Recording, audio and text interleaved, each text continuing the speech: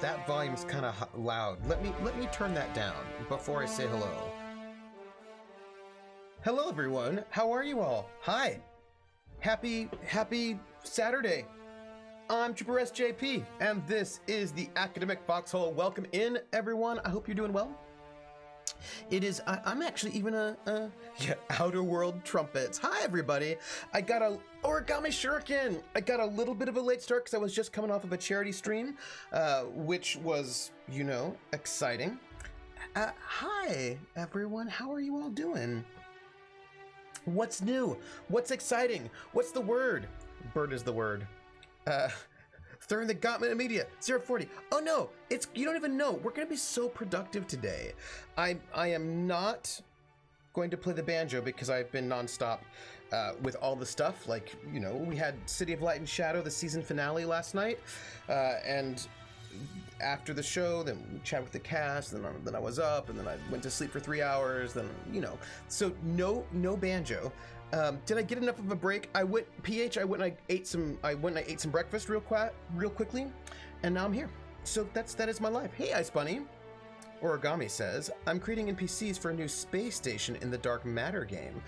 Ooh, what kind of space station? What kind of space station? I want to know more. I felt bad about the charity stream when I saw they weren't taking bits. Yeah, no, that would have been nice, but I think there's all sorts of complicatedness when it comes to charities.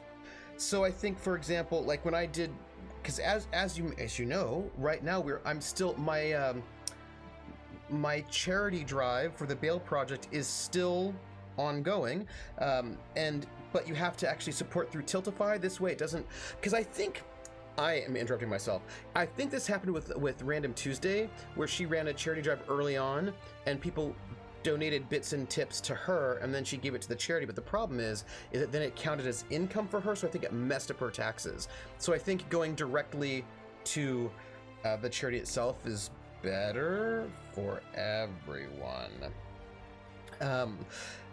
Rissa asks, is the banjo going to New York? I have more than one banjo. I have 1, 2, 3, 4, 5. I have 6 banjos. And hey, Barontor, I have 6 banjos. Oh, thank you, GoJG. I quite like Verona. I quite like Verona. So yes, a banjo, maybe 2. I haven't decided if I'm going to take 1 or 2 banjos to New York, but at least 1 banjo is coming to New York. That is just a point to be said. Yes, there will definitely be a banjo going. Krellin wants to know if I'm going to take the rest of the weekend off, and I agreed to I'm having a Zoom call on Sunday. The thing is, I've got a lot of email that I have to do and some paperwork, and I'm going to be moving in 2 weeks, so I'm going to try to do a bunch of, I don't have any more streams this weekend, but I'm going to try to get a bunch of work done, and maybe even go to sleep early. I mean, I don't want to be outrageous, you know what I mean? I'm gonna go to sleep early. Earlier. I'm gonna go to sleep earlier than I did last night. That's my goal. Upset Bunny, what are you upset about? What are you upset about? It's called Gearmaw, and it's in Gnomish space. Oh, that's cool, Origami Shuriken. What's it gonna be like? Where are we at? I see, Scabby Neck, I actually do have a travel. I have a travel-ish banjo. I have a banjo that is an open back, which you can use, which I can use for clawhammer, although I'm not really a clawhammer player because it's my life. But yeah, I'm thinking about taking that one, which is more of a travel banjo, and then also my good one with me. So that's what I'm thinking about. this raises the question, how many instruments do I own? Well, I own 6 banjos of some sort, the banjo family. I think I have an auto harp, but that auto harp is somewhere in storage. I think I still have my lute. L-U-T. Have a mouth harp, of course. I mean, who doesn't have a mouth harp? You know what I mean? Come on.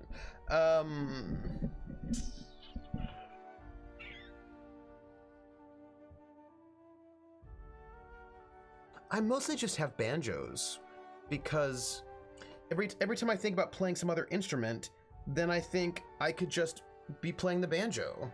You know? You know what I mean? That's all. Yes, one of my banjos. I think that should be the new background. 6 banjos mounted sword saw behind trooper. They're all very different banjos. They're all very different banjos. I have a lot of packing to do.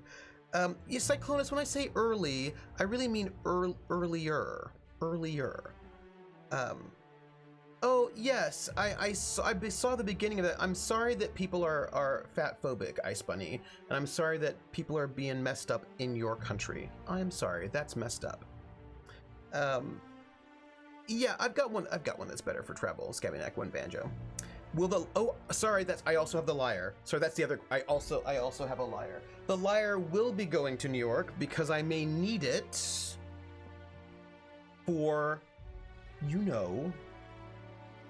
Witcher purposes. So yes, the lyre will be coming with me.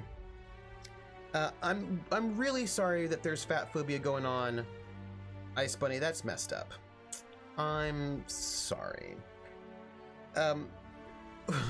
If it's in storage, it doesn't count as owned. The sign of it. Look, I am really excited about one day being able to unpack all of my things. Prax, the lyre is coming with me. No doubt. That cheap $30 lyre that could be a lot better is definitely coming with me, though. If the lyre breaks, there's banjos coming to The Witcher. But the toss a coin to your trooper. But the banjo's not. Period. You know what's weird? Sorry. It's not like you would not have the banjo in the Renaissance in like a vaguely Renaissance European thing. It's anachronistic. It is a fantasy setting, but it's a fantasy setting that's basically medieval, and you would not. I mean, I could maybe bust out, like I could get like an encanting, which is like or like a gourd banjo, and you certainly had gourd banjos in like the 1600s and encantings earlier, but my character wouldn't play that instrument, so that wouldn't work. I mean, there are instruments that I could play that are banjo-like, or sort of like banjo ancestors, but my character wouldn't play it. If I were like Gamarin, maybe I would. Atomic says, I've lived out of boxes since I was 6. I legit don't think I've been completely unpacked since 1990. Yeah. Also, says Prax, that wasn't what the X taught Ezran. It is true. It is true. I'm sure someone could figure out how to make a banjo.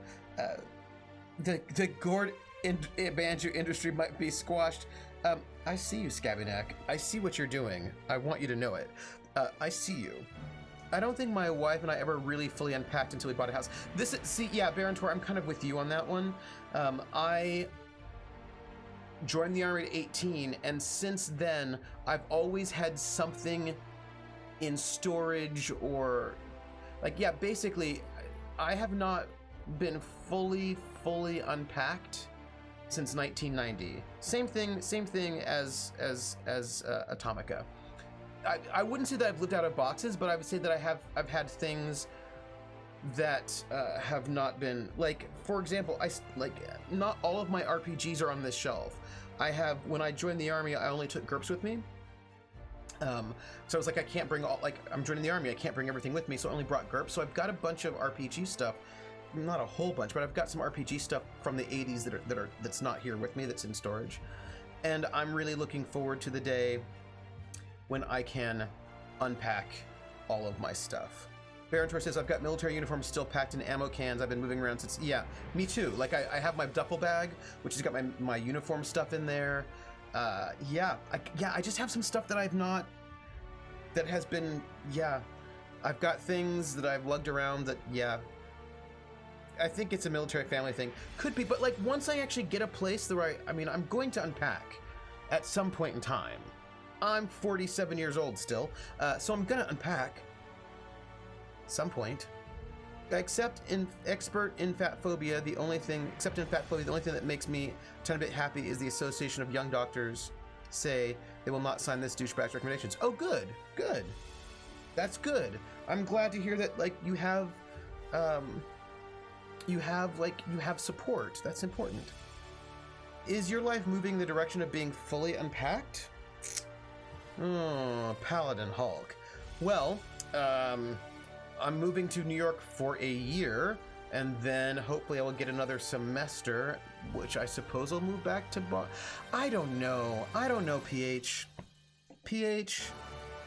I don't know. I like to think that eventually, someday, I will be in a space where I can be unpacked. I hope it will be soon. Because I've got comic books, I've got things that I would like to unpack. And I hope that someday soon that will happen. That's what I'm thinking. The benefit of the military move, the weight limit to make sure you have to clean clothes. Yeah. Mm-hmm. Krellin says, I haven't unpacked since 2004, I think. Yeah, there's a bunch of us who, you know. Ice Bunny says, I love Copenhagen, but moving back to Berlin or Hamburg sounds more and more attractive. Both of those places sound Northern German, Ice Bunny. Say I as a adopted Bavarian. Yeah, unpacking all your books is dumb if you're ever moving again. Don't let your dreams be dreams. I mean, I feel like I will eventually be able to be in a space where I can be unpacked. I just don't think it will be it will not be in the next year. When I moved back to Boston, I might have to be in an apartment for a bit. And then I also don't know if, it will happen. I do not know how old I will be when it happens, but it will happen. And Krellin says, and when you're renting, you're always going to move again. Right. So, but like, maybe I'll get a house one day. I don't know. That's wildness. I mean, yeah. Maybe one day. I mean, I think I will. I mean, I don't know. I think I'm going to fully unpack at some point. I just don't know when. Is that weird? No, because other people have not unpacked totally either. Right? I mean, someone else, like, there are other people who've not unpacked yet. It will happen. I will be fully unpacked and able to just like be. It just probably won't be this year. Origami says, the gnomish homeworld is stranded in the middle of a dead magic zone, so they've adapted to live without the magical tech that is prevalent in the rest of the galaxy. So we're playing with a kind of steampunk flavor. That is very cool, Origami Shuriken. I like that. The UCP, the Army's 5 billion success story. I had no idea that 60s floral printed couches were so common they needed their own camo. Scabby next says, a lot of people never totally unpack. Krellin says, I doubt anyone of our generation who doesn't have a house already is going to have a house sometime in the future. Oh.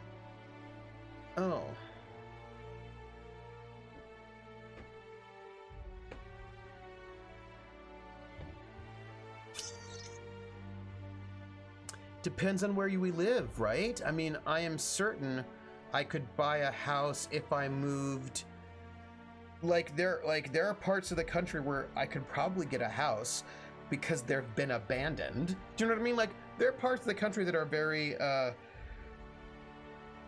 there are parts of the country where I'm sure it's doable because the houses have been abandoned. I don't think those places have universities I could teach at, however, so Ice Bunny says, I never thought I would consider Germany ever again, but they do not take agency for me like they do in Denmark. Oh, well, you also are like fluent in German, and EU, so you could move. Scabbyneck says, I've lived in my house for 11 years and have some things that were packed up 16 years ago still in boxes in the basement. Yeah, I have not. Somebody's watching me. Oh, I always feel that somebody's watching me, and I have no privacy. Whoa, I always feel that somebody's watching me. Tell me, is it just a dream? Thank you for the follow, Shadonell. There would have been an actual song playing, but because I'm concerned about the whole RIAA ruining people's lives, I'm doing a passive-aggressive computer voice to remind me to sing. Welcome in. Thank you for the follow. How are you doing? Oops. So I still have PHs. I still have boxes, but those boxes are in my house. I don't have to pay people to hold my stuff. That's fair. Scabbyneck says, I keep on meaning to go through it, but I have other things to do, like watch or pretend to play games. Totally playing games. You can hear the music in the background. I'm just saying. Barontor says, I hope if you really want to have a place of your own, Tripper, that it happens eventually. Yeah, I hope so too. I hope so too. Prax says, please, there are still boxes in my parents' house that were patched in 1992. Atomic says, I have no house. Everything I own fits in a 5x5 space and the boot of a Honda Fit. Krellin says, the boomers are going to discover the secret to immortality and never let go of Power Trooper. Well, Krellin, what you're saying is going to give me a, you're just that's the transhuman space setting is what you're saying, Krellin. Does a house not depend on how non-urban you want to stay? If you aren't on the coast, you can get a house, I'm sure. Oh, Barontor, there are places on the coast you can get a house. Like, there are parts of, like, in California, like, in Death Valley, you can probably get a house. There are places, those places just generally are not going to be places where I probably am going to be able to get a job. That's all. No, Ice Bunny, there are urban places where you can get houses if you don't have a lot of money, like Detroit. There are parts of Detroit that are pretty deindustrialized and crumbling where you can probably get a house. Some of them are just abandoned even, so you can probably get houses in Detroit pretty well. Yeah, see, Atomica has just pointed out, see, Atomica said what I said, right? You can get a house in Detroit for $3K, but then you're in Detroit. If things keep going the way they are, a lot of cities might have collapsing property values. But knowing that I am so not the only one with boxes. No, apparently no. That's my current goal, saving like nuts to try and buy some tiny little house. Krellin says, I'm not on the coast and houses are still outside of my price range. Yeah, like basically there are a lot of places, even not on the coast, where houses will be outside of most people's price ranges. PH says, remember those houses on the coast that only Aquaman might want? You can buy one of those super cheap.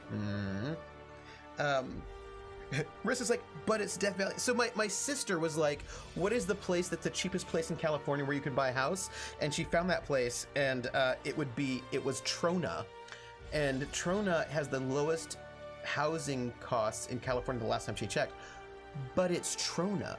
Trona is in the middle of Death Valley, and I don't think it has any jobs. That's not the place necessarily that you want to be. That's all. Falcon, hey Falcon, says, yeah, the only house I'll probably own will be my mom's when she passes. Well, here's the thing. I am lucky that I'm a veteran, and veterans have the VA loan, wherein if you qualify for a house, they'll basically sort of put the down payment into your mortgage. So, because the biggest thing that stops, I think, most working class people from owning houses, because oftentimes the monthly mortgage payment is not more than rent, because like rent in Boston is very expensive, rent in San Francisco is very expensive. Oftentimes a mortgage will be less than your rent. It's just that you can't afford the down payment, right? Like down payments are like, who has $50,000 in cash? Who has that? I don't have that. Who has that kind of money? People with parents who are rich, apparently. But for a lot of working class people, it's the fact that they don't have the down payment that stops them from getting a house. And the VA home program will make it so that you can actually get into the house without a down payment. And because I am a veteran and I finally got my name change on my DD 214, finally, just the other day, yesterday it came in, then I think it's actually possible that I could theoretically get a house. Although I heard something recently that made me a little concerned. Yeah. Hey, morning, Volpez. Good morning. Scabby Access. It sounds like you're saying Troma, that B-movie studio. It does, but it's Trona with an N. But I know Troma. PH says, I still remember looking at what I could buy in Seattle, and the only thing that in my price range was an empty lot. Riss is like, oh, you can live in Needles. Not fun places. Yeah. Scabby Next says, saving up to 20% is super difficult, and when they had zero down payment, turns out it was a massive banking scam. Yeah. Baron Twist says, would you want a house around California? Yeah, VA loans are pretty awesome. Our house payment is lower than how much we were renting a house for. Yeah, and Riss is like, that's my problem, no down payment. In Copenhagen, the monthly mortgage and rent are the same amount of cash as paying rent. Yeah, so that's the thing. For a lot of people, owning a house is like, you can pay the monthly cost for the house, and then you'd have something of your own. But if most working class people just can't afford the down payment, which is one of the things that being in the Army does. It helps working class people sort of get into a house. Krellin says, you might be able to own a house and teach here, Trooper, but I'm not sure you want to live in a city that's only 2% black.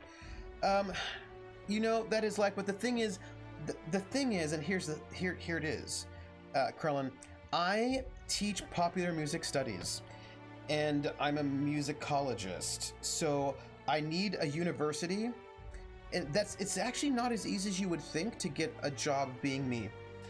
It's actually not that easy. When I will tell you a story about this, but so first off, you need a university that has that hires musicologists. So you need a music department, and you need a music department that hires musicologists. And you might think this is like, well, of course they would, but actually a number of universities don't really think about music as academic, and they just hire performance faculty, and they just think of it as like, you're going to learn how to sing or play an instrument, and they don't actually hire historians or ethnomusicologists. They're just like, oh, you play the trumpet, right? You can teach about classical music. They just figured, oh, you play the trumpet, you can play, so they'll just get like musicians to sort of teach the history classes on the side, as in addition to doing what they really do, which is teaching how to play trumpet. So a bunch of schools just don't hire PhDs at all in the music department. They don't see the point. So then that's the first hurdle. Then you have a program. So if you have a program that does hire PhDs, you have to find a program that would hire a PhD in popular music studies, which is what I do. And many conservative programs don't think that popular music is real music, and so they would never waste a position on a person who does popular music studies because they don't think it's actually even real. So why would they waste time hiring someone who does popular music, which isn't even real music, when they could hire another person who does Beethoven? So I would need a program that A, hires PhDs, B, would hire someone who does popular music, and then the next problem is that because popular music is not considered particularly legitimate, they usually would only hire one person. If they hired someone at all, there'd only be one person who does popular music studies. So I'd have to find a school that A, hires PhDs, B, would hire somebody who does popular music studies, and C, doesn't already have one. And then D, has an opening. So it's actually not easy, right? It's actually not, it's not easy to to get one of those places. Atomica says, ugh, the worst thing that threw a wrench into my existence. My dad got a VA loan so we could get a house with my sister, so did my dad, so it could eventually go to her and her kids, but after he died, she decided she didn't need to pay the mortgage, then got confused and the place got foreclosed on. Oh no! Atomica, that's terrible! That is terrible! Oh, I'm so sorry. Yeah, my dad used the VA loan to get a house, and then sold the house to move in with my sister, when she moved to Oregon, and then he died. Yeah. Baron Tor says, Seattle's pretty wild. You basically gotta live outside the city by a good bit unless you want to rent. Yeah. PH says, all I know about affordable living in the big city, I learned from the Teenage Mutant Ninja Turtles, which is realistic, PH. I mean, I feel like the Teenage Mutant Ninja Turtles is completely correct. Ice Bunny says all the humanities. Actually, it's not all the humanities, really, because musicology tends to be a little bit more conservative than, say, for example, English. If you were an English lit person, you can do, like, I mean, English, first off, English departments tend to be much bigger than music departments. Music departments tend to be very small. They don't have a lot of faculty in the first place. And English departments, history departments, they tend to be a lot more open in terms of specialization. They don't tend to be as conservative. Music is kind of a conservative field, is what I'm going to say. Krellin says, the musicology program seeks an interdisciplinary approach to the study of music and culture. Ooh. Students enrolled in this program are expected to intellectually engage in richly contextualized music scholarship and produce original work. Is this a real musicology program? It does seem like it is a real musicology program. The question is, what's their relationship to popular music studies? So I need a house in one of 3 cities. We're on it. Mm-hmm. Hey, Ruby Wolf 64, how are you? Welcome in. I'm a little bit. Welcome in. Hang out with us. Are you not to have a PhD to teach a university level? And will you not be back in Boston after your leave? I will be back in Boston after my leave. I will. Do you have to have a PhD to teach in a university? Depends. That depends. Also, well, actually, come on to my house. Oh, come on to my house, come on. Come on to my house, come on.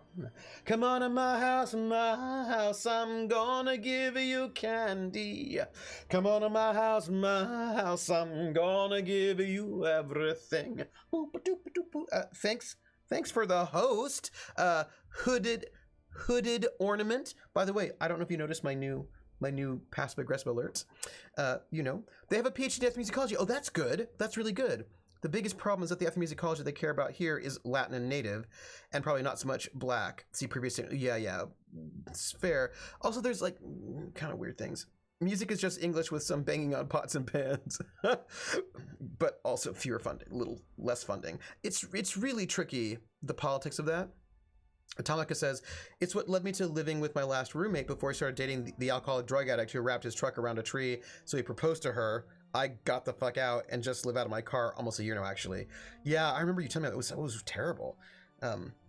No, yeah, so Crown says, no, you don't need a PhD. Many professors are PhDs, but many of them are stopped at the master's level. I don't think professors come in under the master. So basically, it depends.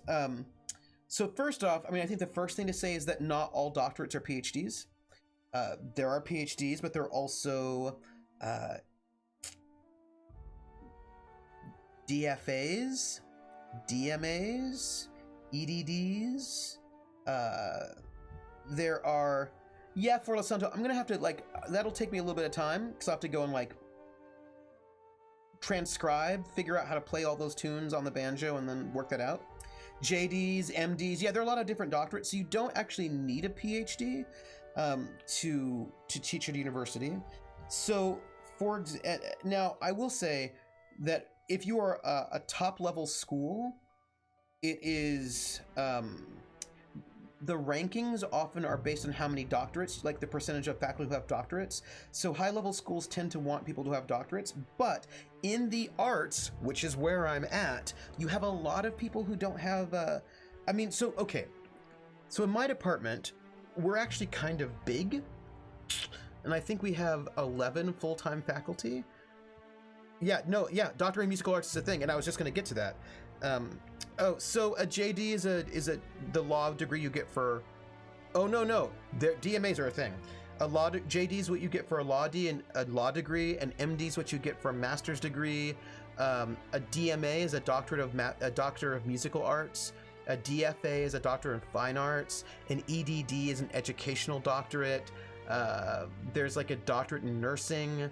There's like a doctorate in engineering, but those are not. But they're not PhDs, and those are actually quite different. And the thing is, All That is an American sketch comedy television series created by Brian Robbins and Mike Tolan. So I see you, PH. So for example, a DMA is actually quite different from a PhD. In Denmark, you get your doctorate in the humanities if you do groundbreaking research in your field. Right, but there are people who are, so let's say you're a singer, right? And what you do is you sing, and you can get your bachelor's of music, and then you can get a master's of music, and then you can get a doctorate in music. And if you get a doctorate in music, you're not doing groundbreaking research. That's not the point. You might not do, depending on your program, you might not do any research at all. Not in the kind of research you get in a PhD, a Doctor of Philosophy. What you do is you practice singing, and you get really, really, really good at singing, and then you have to do like your final project is, rather than a big thesis, like some 300-page thesis like I did, it's probably a concert. Like you put on a concert, an hour, and then like you write like your program notes, and you might write like a 25-page sort of like mini thesis that goes along with it. Is the PhD the only doctorate that requires expanding knowledge in the field? No, I think you have to do that probably in engineering as well. You certainly don't have to in a JD or an MD. You don't have to do a DFA or DMA. I don't think you have to do it in a nursing degree or a vet degree. Yeah, so a lot of them you don't. A lot of them you don't. So if you have somebody who has a DMA, that they may not be qualified to teach history, but there are a number of programs who, I mean, let's look. We've got maybe 11 full-time faculty. Yeah, masters. Yeah. Mm-hmm. PhDs don't get enough respect. Every single person with a PhD has made some new discovery, however small. Yeah, MD's a medical doctor. And the thing is, so we have like 11 full-time faculty, but we also have 20, 30, 40 faculty beyond that, and not all of them have doctorates, especially in arts programs, in also sometimes English.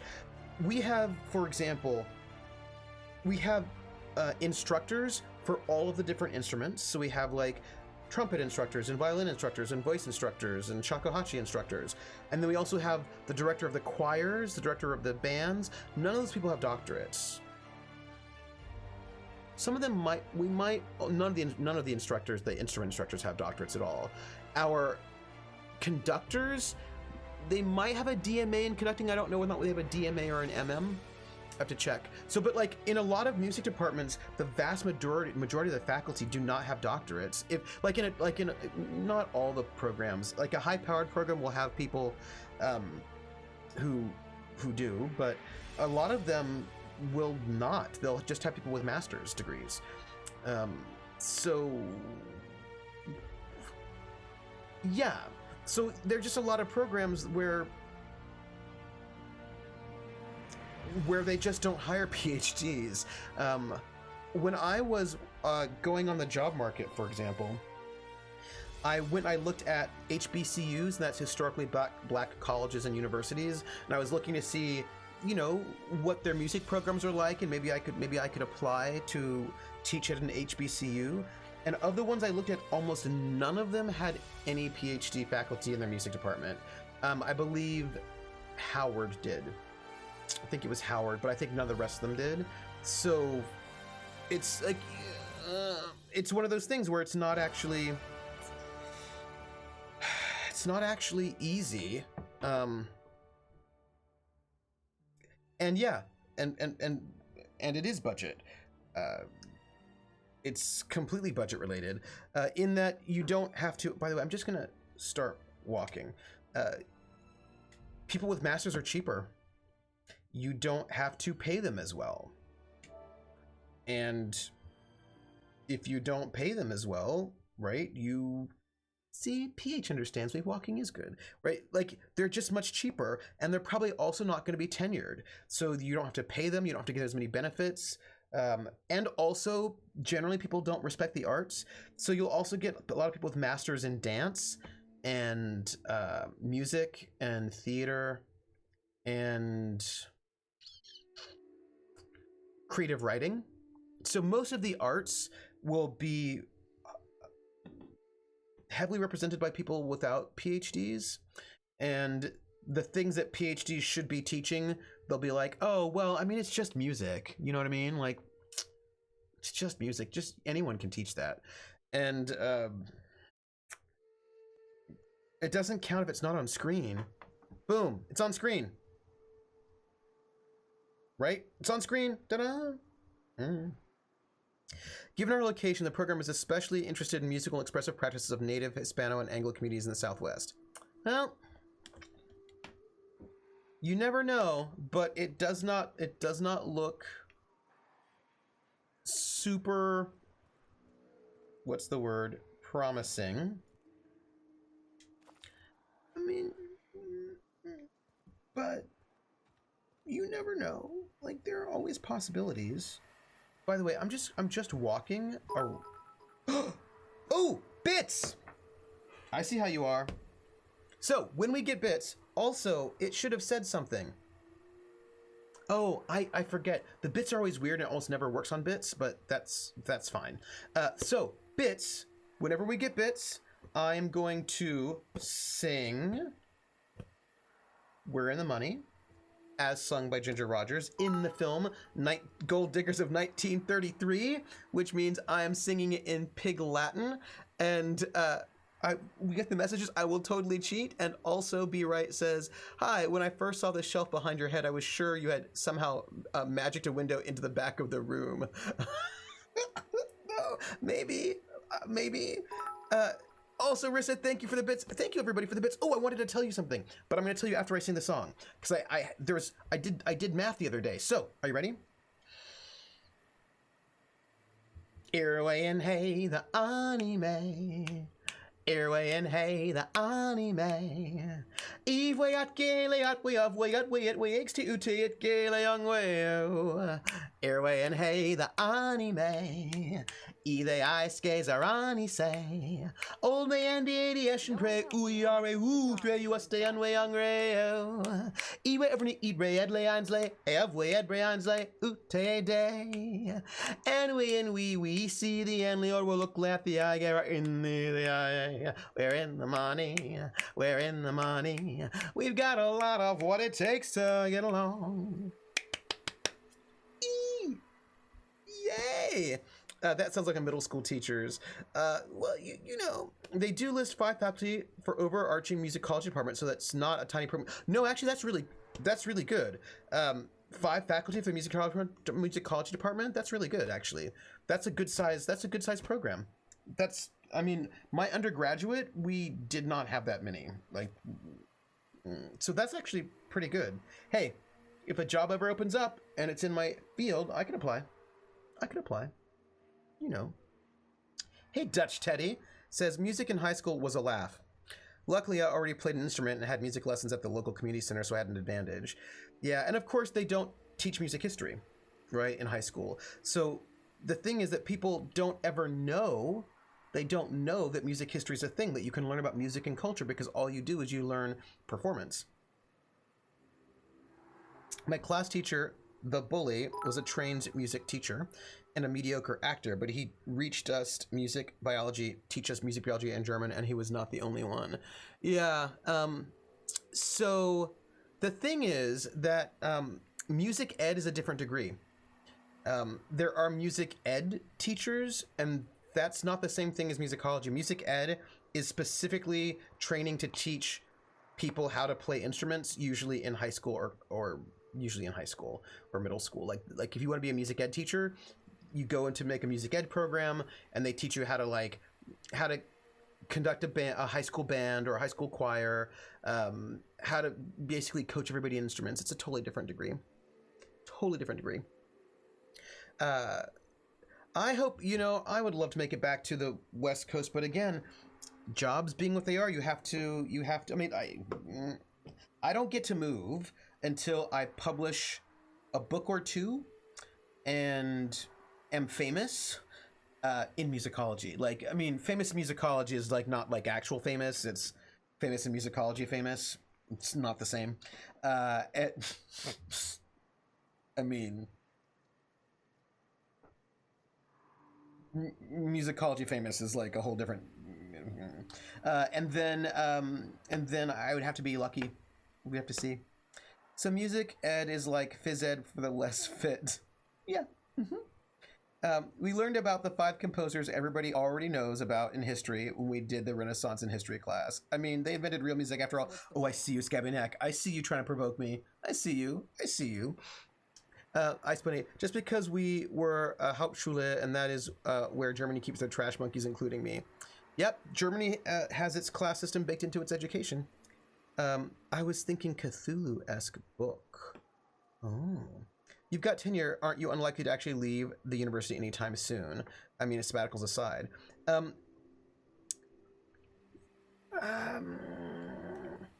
I have tenure so I don't have to leave. But that doesn't mean that I couldn't leave. It's just that I have to be really exciting. Like, there has to be a school that wants to take a tenure. Like, I'm not giving up tenure, right? So I have to have at least 1 book out, preferably 2. And those books have to be hot and sexy and really exciting and make people like, ooh.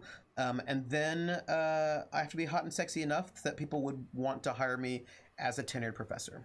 So, Tommy, you have to be more subtle than that. It's more, I hear GURPS does a terrible job on handling breaking melee damage. No, I saw Atomica's question. I'm going to answer it. I'm going to answer the question about breaking weapons. I'm going to do it. Maybe you can get musicology famous via Twitch. No, because musicologists don't care about public musicology. So Twitch would not actually help me. I've got to get famous with musicologists. And sometimes they're also skeptical of people who are famous outside of academia. That's all. Well, he's only got 1 minute to actually do a thing. I'm totally going to do a thing in game. You don't know. Also, I already started the game. That's all. I already did it. So that was a very long professor who was saying, yes, Curlin, that is correct. Yes, Curlin, that is correct. But I mean, it is possible. It is doable. I might be able to. The thing is, I'm going to keep looking. Do you know what I mean? Like, I'm going to keep once I get my book out, I will look. Because if I could make my way back to the West Coast, that would be nice. I would like that. I would not be opposed to a West Coast excitement. Trooper's love of GURPS have rubbed off on me. I now go, ooh, GURPS, whenever someone mentions it, even though I don't know that much about it. So wait. Okay, so about weapon breakage. Weapon breakage is optional. You don't have to include it in your GURPS game if you don't want to. That is just something that you can do, but don't have to do. And then winters in California are great. At least they're great, depending on where you're at and what kind of winter you want. But in San Francisco, it never snows. And that, for me, is awesome. I like the fact that it does not snow by default there, that if you want snow, you can go and get it, but you don't have to have it if you don't want it. That is something that makes me so happy I cannot stand it. Hey, did you hear anything weird? There's a Mega Raptidon. That seems threatening. I mean, we'll check it out.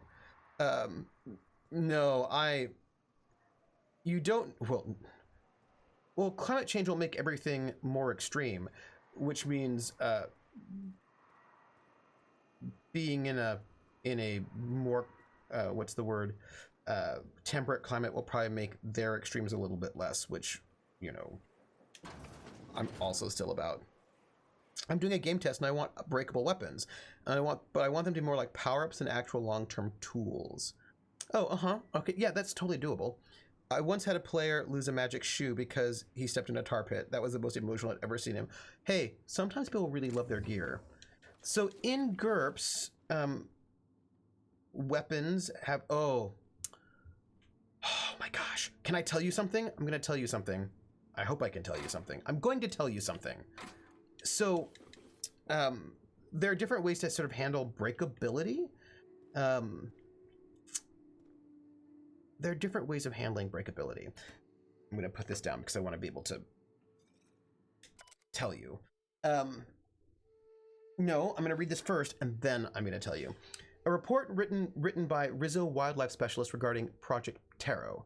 It lists concerns that the higher than average volume of terrary corpses may be attracting local wildlife. Combined with the alluring purple-berry aroma coming from the Cascadia bottling plant, the engineer worries that raptidons may be encroaching even ever closer to the walls.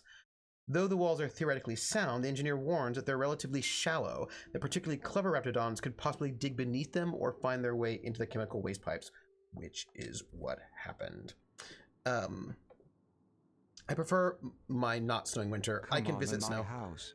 Come on in my house, come on. Come on in my house, come on. Come on in my house, I'm gonna give you candy. Come on in my house, I'm gonna give you everything. Somebody's watching me. Oh, thank you for the follow. I always feel that somebody's watching me, and I have no privacy. Whoa, I always feel that somebody's watching me. Tell me, is it just a dream?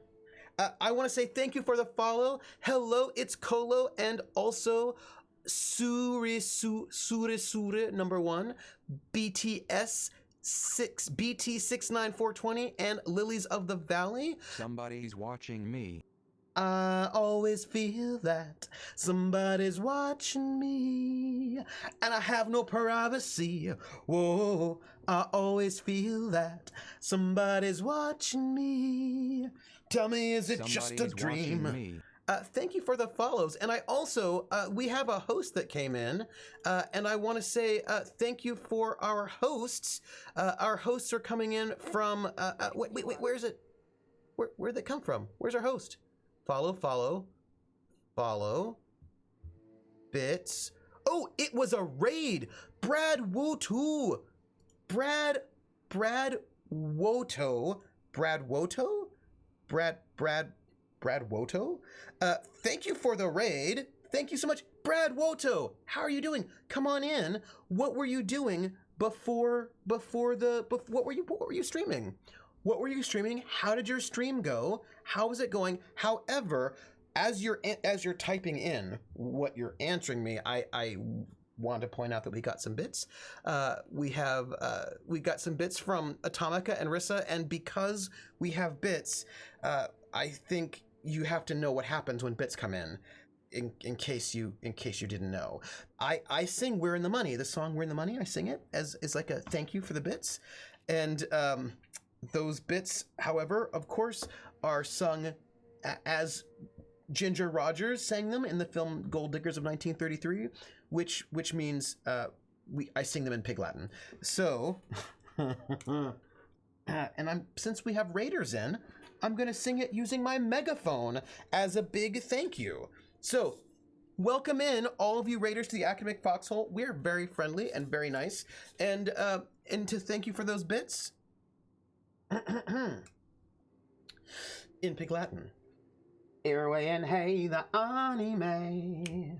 Irway and hey the anime. Ivay at gale at way of way at way at way x to ute at gale ang way. Irway and hey the anime. Either I skays or on say. Old man the aviation pray. Ooh yare ooh throw you a stay on my young rail. Ewa ebony eat red Leonsley. Wed Briansley. Ooh day. And when we see the end, we'll look left the eye, get right in the eye. We're in the money. We're in the money. We've got a lot of what it takes to get along. Huh? Hey, I just want an excuse to sing in Pig Latin. That is really all I want in my life. How are you all doing? And then also, please, what was the stream you were doing and how did it go? And welcome in raiders, even though it was not a raid. How are you all doing? Just let me know. Oh, we were talking about weapon damage in GURPS is what we were talking about. So in GURPS, by default, there's not weapon damage. There's always the possibility. Oh yes, Moonstone Castle. I was singing in Pig Latin. I was indeed singing in Pig Latin because Ginger Rogers sings in Pig Latin in Gold Diggers of 1933, and I thought if she sings in Pig Latin, I want to sing in Pig Latin because how cool is that? And so I worked, and I will tell you, Mooncastle, I worked really hard to get that Pig Latin down because first off, it was difficult. Secondly, she's really, so if you don't know, before Ginger Rogers went and sang, danced with Fred Astaire, right? Because people know her as like, she danced with Fred Astaire. That's how people know her. And she did dance with Fred Astaire. But before she danced with Fred Astaire, she, was a singer. Oh, hello. Was a singer and dancer in vaudeville. And one of the things that she did was she sang songs in Pig Latin. That was like her thing. I was going to tell you something about doing math. Oh, yeah, I was. I'll get there. This stream is singing and learning. It's true. Sometimes we'll get a little bit of... Also, why is that creature... why does that creature have a name? I don't know. We're probably going to kill it. So, she would sing Pig Latin. That was like her thing. She sang Pig Latin. Like, she would like take the songs of the day, the popular tunes of the day, and she'd just like rework them into Pig Latin, and she'd sing them on the stage. That was like her thing. And I was studying her Pig Latin, and I mean, normally in Pig Latin, you just take the word, the consonant, put at the end, add an AY. So like ukbe for book, ukk for cook, ovle for love. Oh, I think we might have to kill this thing. No, I think we're good. No, we're not. Sorry, we have to kill this thing now. It's a, there's a, here, do that. Do some killing.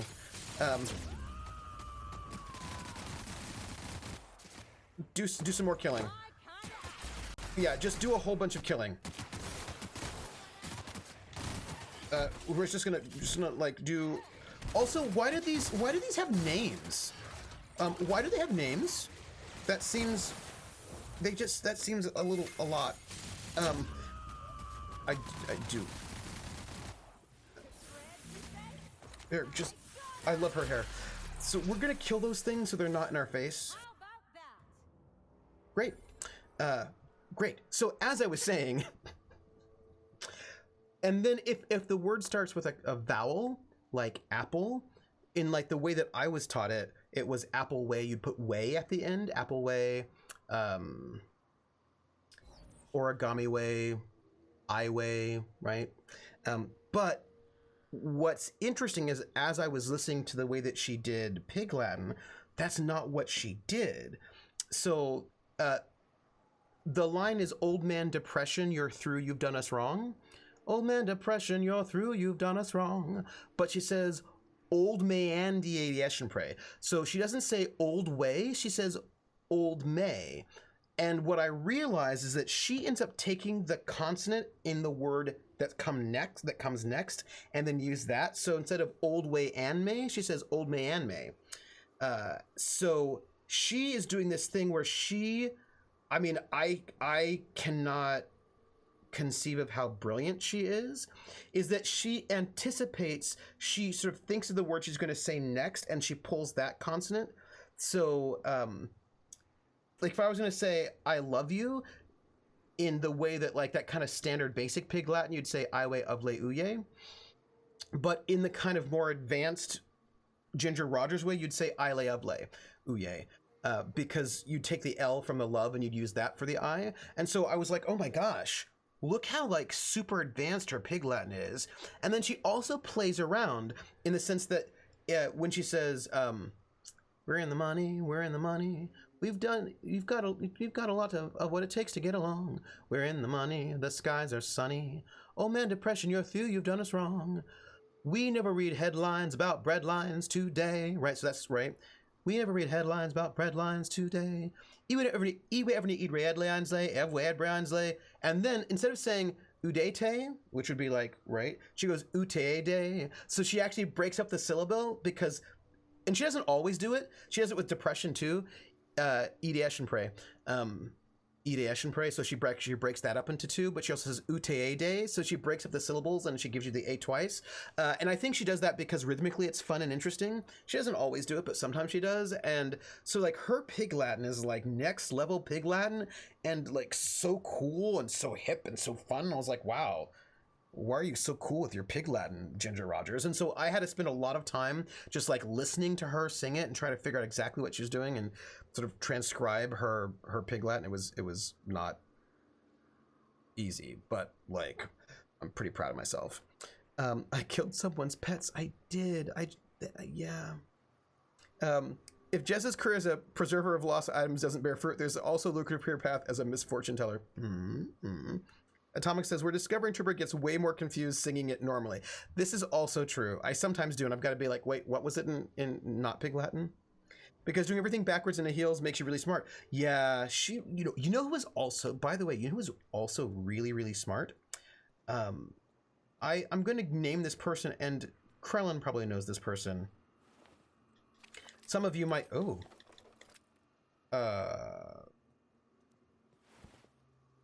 corporate service award, necklace, jeweled ring, exacto sight, light ammo. These creatures have a lot of stuff on them in ways that make me concerned and make me think that maybe they're actually people turned into huge lizard creatures, and that seems bad. No, not Marilyn Monroe. Thank you, PH. One time my cousin transcribed Vanilla Ice's song in the one, go ninjas, go turtles, go turtles, go turtles, go turtles, go.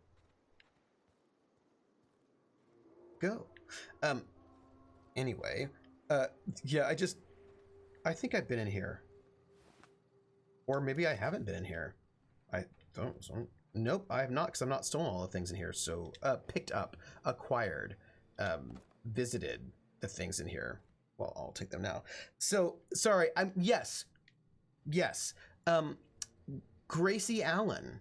If you know Burns and Allen were a comedy duo. I think they did vaudeville, but they had a sitcom. And she always played the dumb one and he played the exasperated one. And like one of their sort of famous catchphrases is that at the end of the show, he'd say goodnight, Gracie. And she'd go, goodnight, Gracie. So she played dumb. But the thing is, apparently she was like a super genius and she always had everybody's lines memorized, not just hers, but everybody's like right away, and she was always super on top of things. Oh, hey everybody.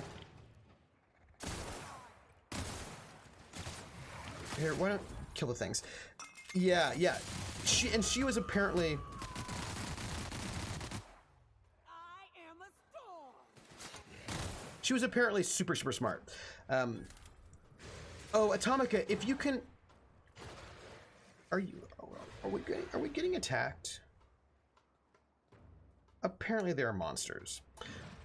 But yeah, no, if you could ever catch the Burns and Allen show, I recommend it. It's actually one of those 1950s sitcoms that I really, really like. Is it just me or are you turning a bit Gracie Allen audio burble? Hello, Gracie.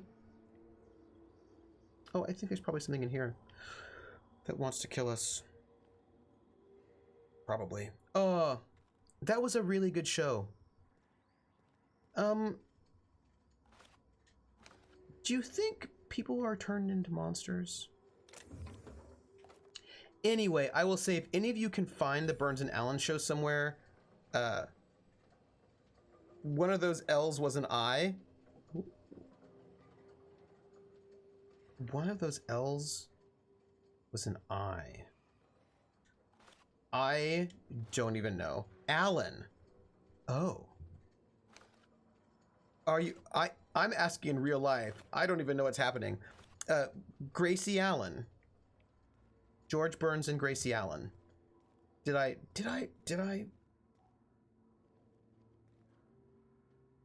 No, not Alien.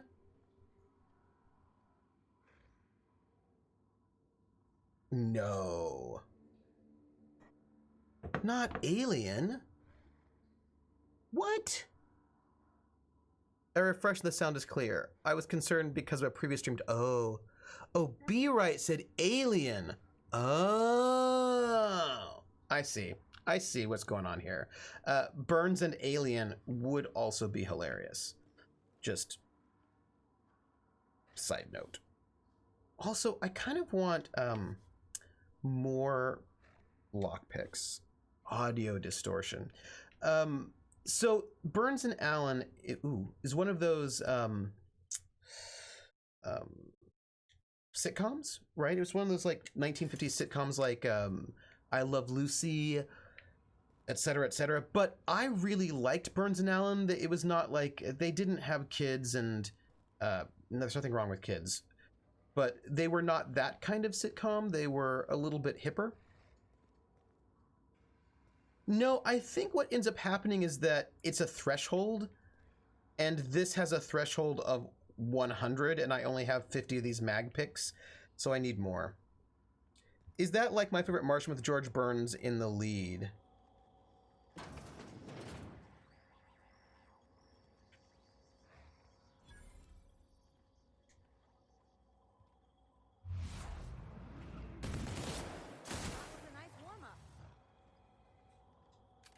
I just killed it.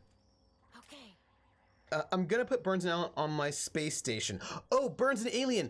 Put Burns and Alien on your space station because that would be the best. I would be so happy if you did that. Do you need a stronger prescription like I do? Maybe. That is entirely possible. That is entirely possible. What was I gonna tell you else? I got distracted. I was going to tell you about weapon damage in GURPS, which I think, like, there are a couple different ways to do it. One, you can just ignore it. That's always possible. But there is a thing which I think is pretty neat. Oh, I am. But I'm going to tell the weapon damage first, because I don't want to... I will lose that one, too. So, math has no place in the mind of a trooper. So, here's what happens. So, in GURPS... if we're talking about weapons, basic level, you don't have to worry about it. Basic.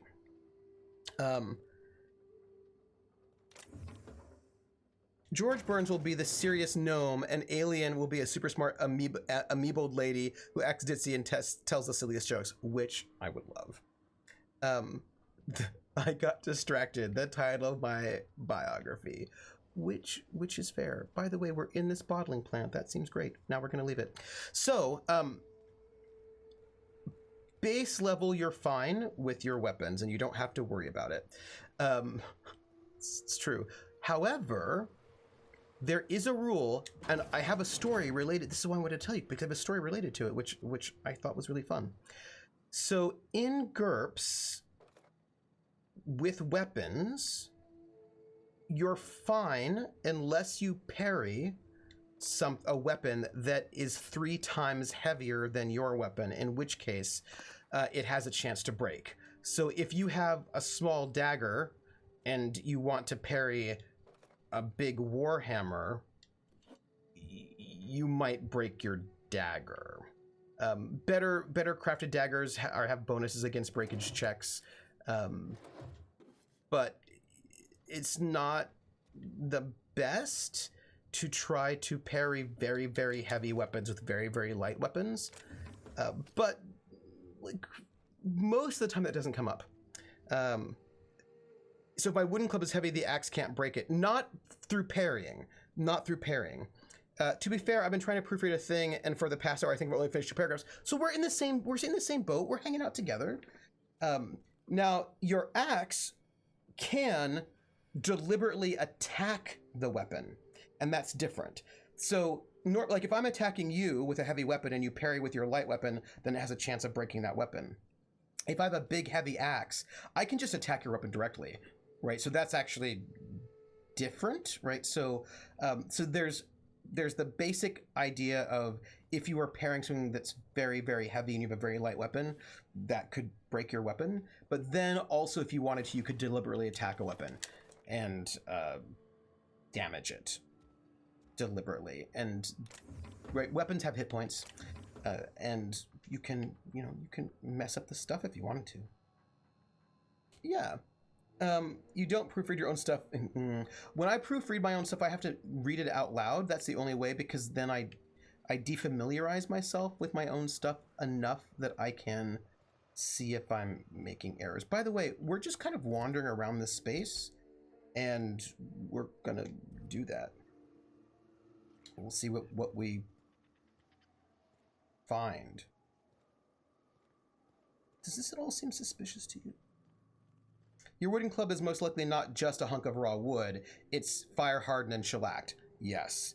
But again, you can deliberately attack weapons if you wanted to. Although what's interesting, see,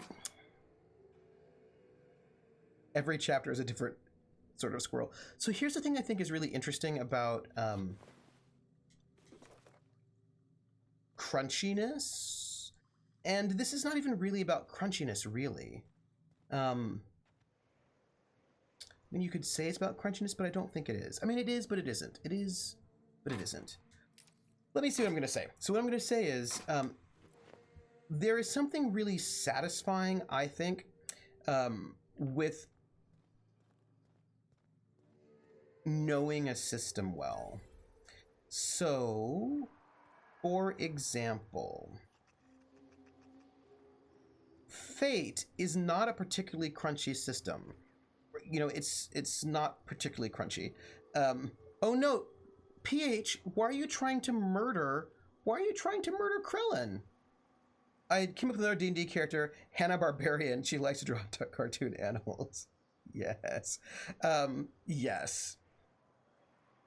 Moose. So, oh, hello. I shipped with a merc who had a gun like yours, Nyoka. He polished it, sang to it, slept with it. Not like that, as far as I know. Sounds like he had himself a discerning palate. Where are you going with this? He couldn't hit the broadside of an assault cruiser, hence the tin shredder. Wouldn't be the first man I met bearing compensation for his lack of skill.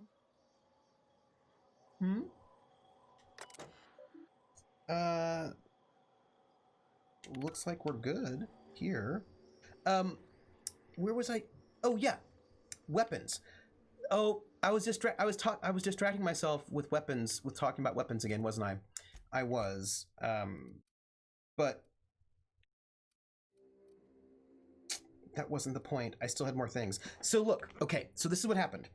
I want to tell you 2 things at the same time, both about GURPS and both about weapon damage. Now I can't. I want to tell you 3 things at the same time. So I'm going to try to concentrate so I can get them all in. 1, shields are different, because when you block with a shield,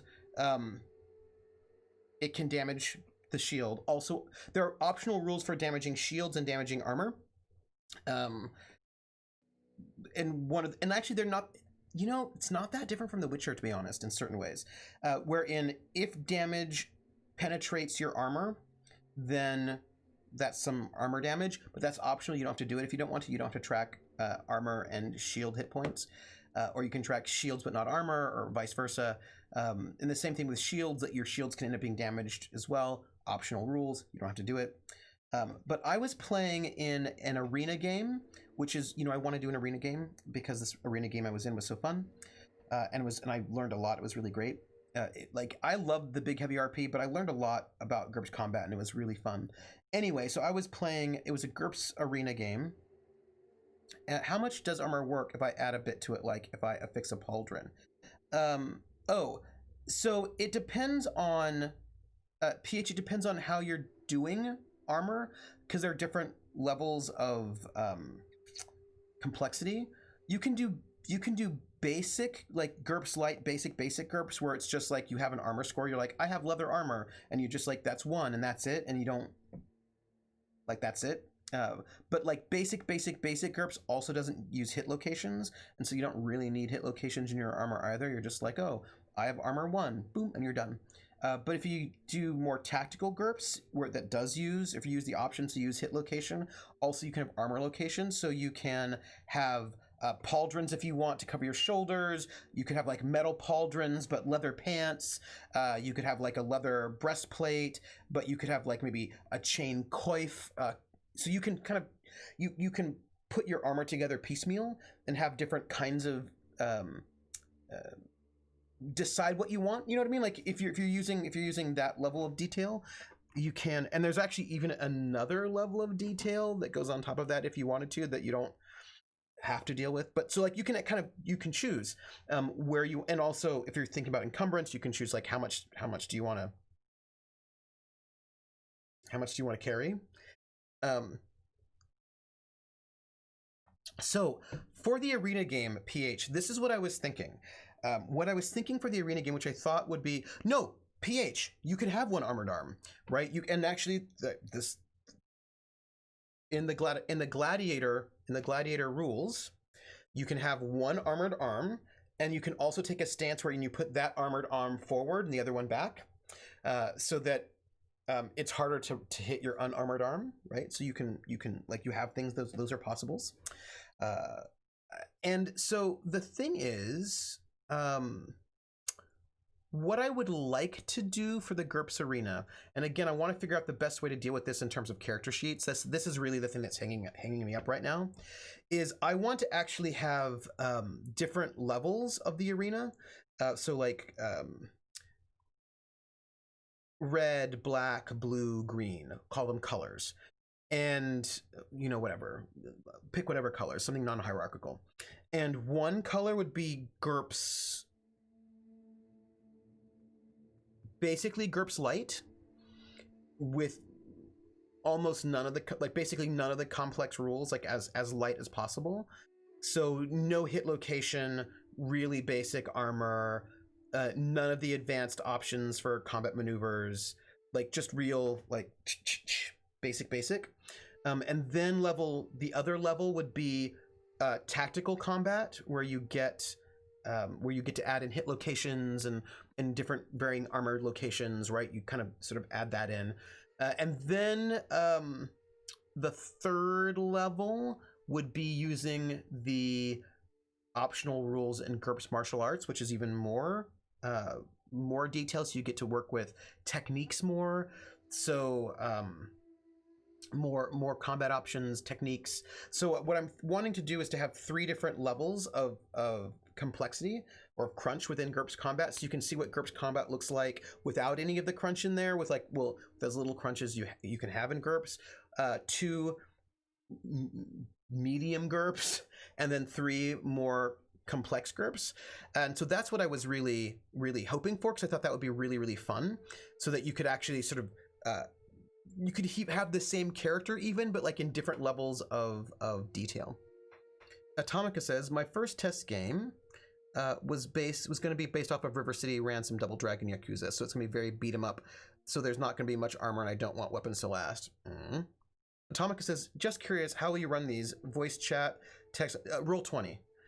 The arena game that I was in was play by post, and play by post, by the way, can be slow. Like we had 24 hours to like post our turn, so it was like, you know, just 2 people, your turn first, you post your turn, and then resolve it, and within 24 hours I have to post my turn, and we sort of go. So like one combat would take weeks because we're playing by post. So I'm going to do it by Roll20, because if I do it by Roll20, then speaking of which,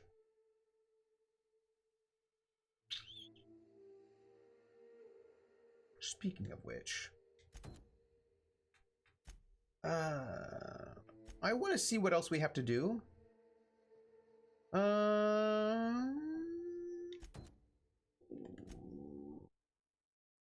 That's over there. There's Roll20 on mobile, but I don't know if it's any good. The app has 1 star. Ooh, ooh, ooh. I don't know if it's good either. That's a very good question. That I have some, I have some questions. Oops. I'm trying to figure out which quest I'm gonna just walk to right now is the question. But we're gonna just sort of. What is this? Return. Oh, Amber Heights. Do you think the people in Amber Heights still want to kill me? Do you think that's the case? Because the people in Amber Heights have wanted to kill me before, and I don't know if that is still the case. I mean, I hope not. But you really never know. Oh, well, hold on. Maybe. Yeah, we're gonna go there. That's it. That's our next quest. We're gonna walk across. Also, apparently there are more hostels. What is that? Oh, good. So we'll do it with Roll20 and Zoom. Roll20 and Zoom is what we're gonna do. And what? So I think I saw folks saying using the website through the phone browser is better than the app. Oh, that's good to know, Scabbynack. It's not. It's really just your character sheets. You need to use the browser to get the full thing. Is it? Volus asks, is it theoretically possible to hide inside bag of holding and shoot bandits and stuff with catapult and relocate sneakily by methods of sack race? I think that doesn't work well because bags of holding in D&D are in a different dimension, and I don't think they have air. I think that's a problem. Oh, well, I want to get out when we'll work out. What are we doing? We have to cross a bridge. That's what we're doing. All right. Yeah, there's like no air inside the bag of holding. It would only work. The opening isn't very big. I think it's 10 minutes of air, but if you open and regulate, you should be okay. Can you open it from the inside?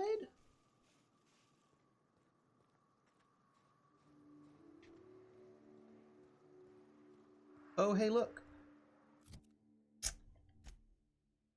So I'm traveling a way that seems to be not the way that I'm supposed to travel. But I want to kill those things. So... like that's... but those are also mantiqueens. I feel like I don't need to kill these things, but now I'm going to.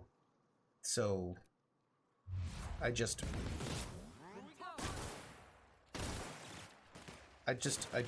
want you to know that that's what's happening. Just... does Zoom work audio only?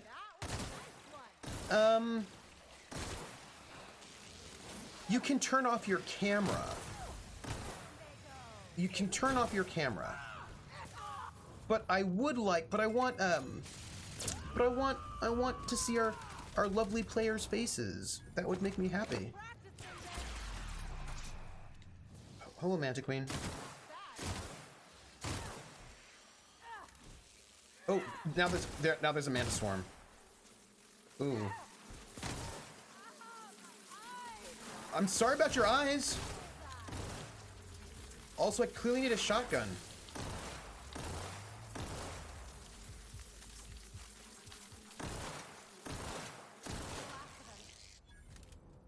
That was a little intense. I hope everyone's all right. Oof. What if I literally don't have a camera? Can Zoom still work?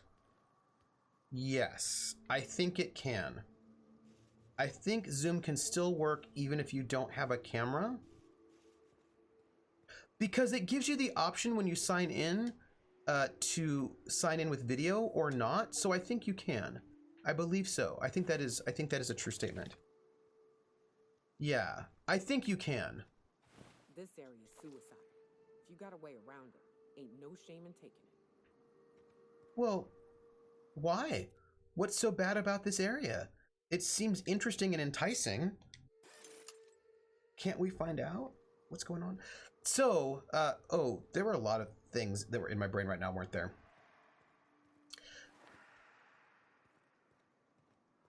You can set Zoom to default to no video, no audio, and you can turn audio and video on. Yes, that is right. I use Zoom for work every day, and you can choose not to add video. I've used it for conference calls long before the pandemic. Yeah, me too. Well, you know. So yeah, so what I wanted to do... By the way, why are we walking this way? Stalking, and we're stalking. We are stalking. We're going this way because it's interesting, because it's a walkway, and I feel like I've never met a walkway that I didn't want to walk on. Here, you all should just kill some things. Oh, hey, that thing is huge, and it's right there in front of her face. To shreds, you say? Yeah, Ellie, you should kill a thing too. No? Oh, hi. Okay, well, there was hey, Beetle wins. We're sort of doing gameplay. We're doing like the best kind of gameplay where I just have to walk around from point A to point B, so I get to chat about things anyway. That's it. So yeah, what I wanted to do was 3 levels of complexity. But the thing about that is I've got to figure out how to deal with character sheets in Roll20, because that is really my conundrum. My big conundrum is how to deal with character sheets, because I do not know the answer to this question, how to do what I want to do, to make it elegant, smooth, because I really like the idea, walking and looting, my favorite activities. The problem with the sheets, the Roll20 sheets, is that they're not officially supported by Steve Jackson Games, so you cannot, oh, is everyone okay? Here. Ooh. I'm sorry. Here, somebody kill that. Because it's not officially supported, none of the actual official data is in the character sheet, so you have to hand enter all data, and because GURPS is a point-buy system, there's a lot of data, and that is not something that I think is particularly friendly for new people, which is not something I'm excited about, right? Like I want new people to be able to, because here's the thing, I'm totally fine making the initial character sheets, and I've already started working on that. In GURPS character sheet, I've already started on that, because I'm going to be using Roman gladiators. So it's going to be, I'm going to do it full on Roman gladiator style. Where, yeah, I'm going to pre-gen a bunch of characters. Hey, Artie Snack, I've been having a great day so far. How have you been? I hope you've been having a lovely time. So I'm going to pre-gen a bunch of gladiators because Roman gladiators had specific types. Can I play the lions? No, you can't play the lions, but there might be lions. So I would, I'm going to create the archetypes because there are these specific archetypes, which are lenses. So the Thraxian, the each different types, and they would then. So I will make the types. Ooh, French toast. French toast. Also, what are we even doing right now? I don't. You know what? I don't know why we're here, and it doesn't matter. We're here because it's interesting. We're wandering around. We're wandering. And that's our life. So anyway, as I was saying,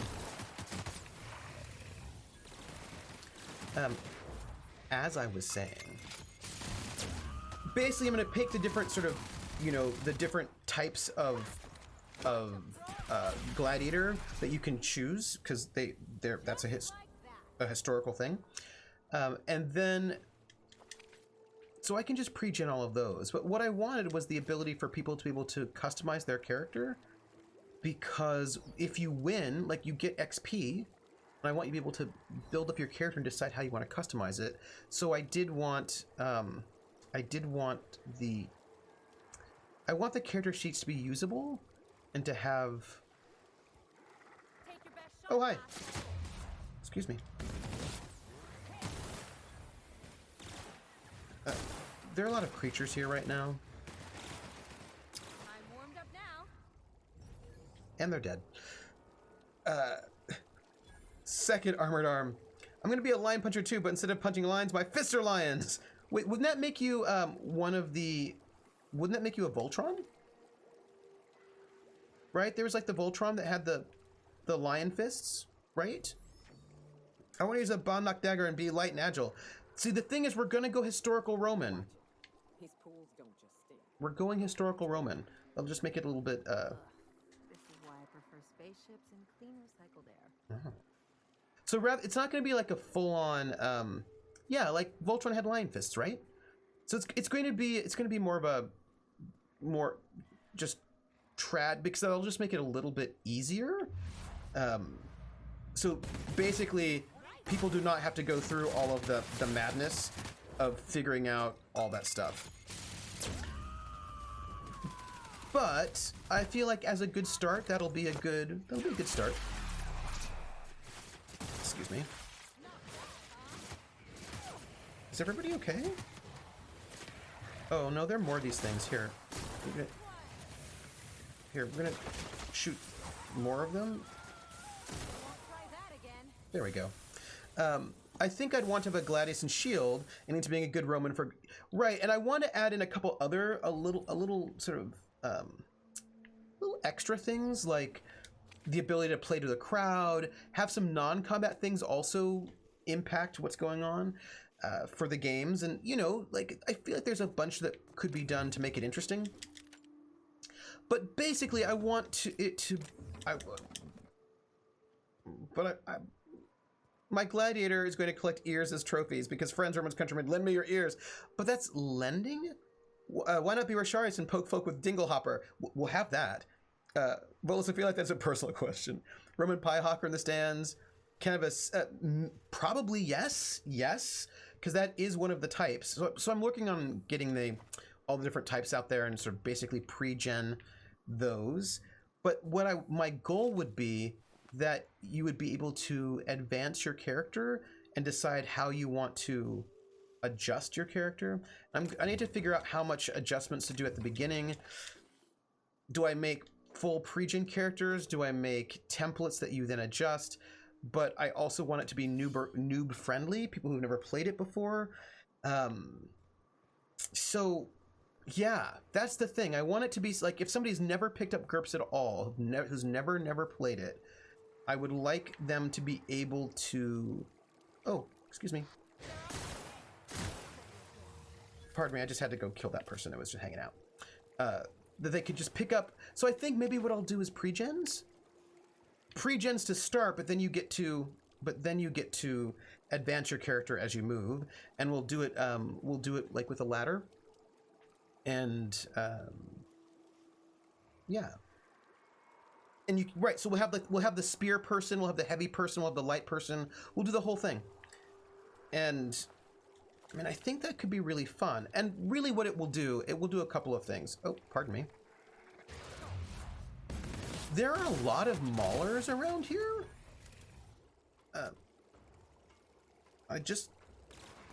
There are a lot of raptidons around here.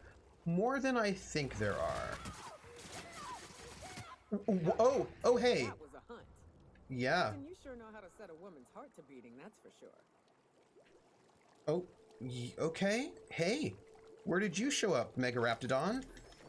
Surprise. Oh, hey, all right, everybody. I would just want to dual wield, not sure why, but I've always loved that style of melee combat.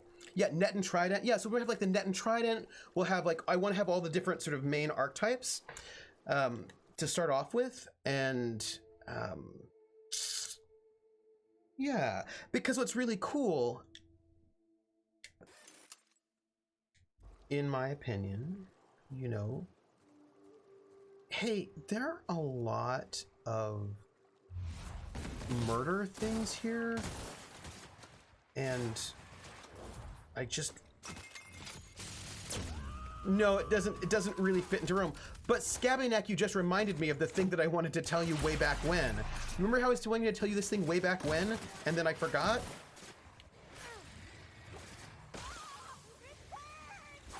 Oh, who's killing us? Who's attacking us right now? Oh, well, nobody. It's fine. Someone should play a solo-style gladiator focused on traps and ambushes. Kevin the House of Roam Alone. Roam Alone. PH, you know, you do know that I see you. Like, you know that I see you, right? That I am seeing you. And I love it. It is a true statement.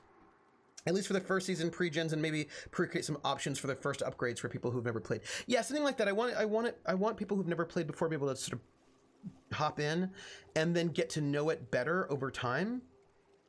And you know, start with light, move into sort of tactical, no legs, and then move into martial arts, which is really exciting. It's really, yeah. I feel at some point we're going to unearth some archaeological information about gladiators that it shows it was just pro wrestling and all of it was kayfabe. Apparently a lot of it was actually just brutal. It was just them getting people who were really not just murdering people, really. Some of it was, but some of it was just like a lot of murder. A lot of murder. Here, let's kill this one. Oh, I'm out of bullets. Too sad for me. Here, do some of that.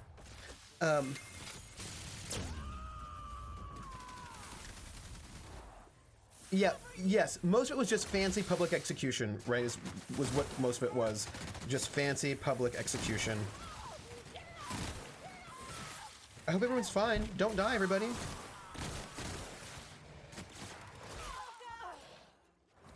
Do some killing. Yeah, the camera for the special ones is really, really polished. It's really good. Hey, Nyoka, get up. Stop being lazy. She was not lazy. She was murdered. Oh, I might be a little overweight right now. That is a true statement, but you know, they would just mostly send in slaves and the poor slobs be slaughtered. That's mostly what was going on. Well, it wasn't the Gladiator the musical. No one complained about the CGI back then. It's true. We've all gained weight since lockdown. It's cool. It's fair. All right, so look, here's the thing. Wait, there was definitely a lot of celebrity, though. There was. The Romans used to... Well, how do I TOS this? People would purchase famous gladiators' bodily functions to brush their teeth with because they thought it increased virility. People had thoughts. I'm sure someone was set up to keep favored ones around, not unlike the millions... Oh, yeah. You didn't even last a week. But I will clear it out. I know, but look, there's just stuff here, and I'm just picking it up. I will get rid of some of it sometime soon. I mean, oh. That was PH was being goofy. He made a joke now. So this is what I wanted to tell you. The gladiatorial game that I was in, that's what I wanted to tell you. I was having that conversation with you all. The gladiatorial arena that I was in, I think I probably can't make it over here, can I? So the gladiatorial, it was in space, no one can see you do inventory management. That's what's great about space. Also,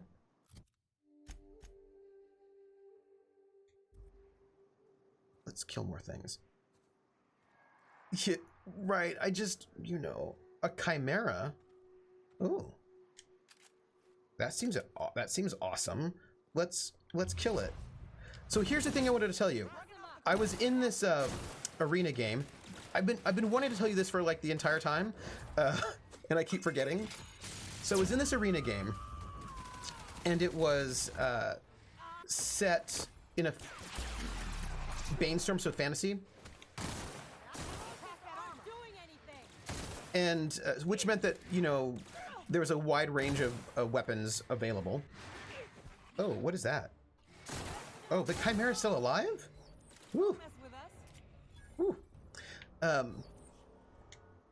right, there we go. So there was a wide range of races, and no, I didn't sell anything. It's true. But I broke things down, which was like cool. I sell junk sometimes. I sell the junk sometimes and I do cool things. You always think of a different time. That one time.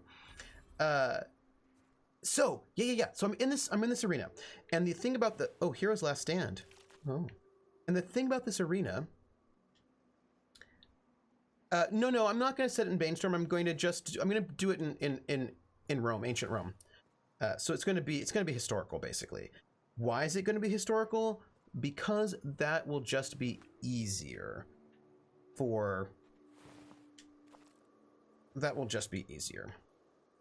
The next story you find, I want you to sell literally everything you don't have equipped.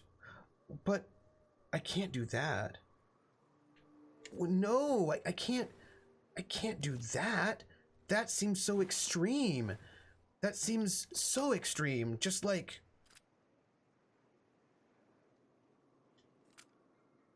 Big Damn Hero. Big Damn Hero's sort of dead though. I can't do that. I can maybe get myself on, like, I have to go through and look to see if there are any better weapons than the ones that I have right now. Because what if I have better weapons? What if I picked up better things and I need to trade some things out? Because that is totally, maybe this Bolter Pister 2.0 is better than the things I currently have. And I wouldn't want to like dump some weapon that would be an upgrade. I have to check for the upgrade. I just feel like, oh no. From hoarder to minimalist, an unlikely journey through the outer worlds.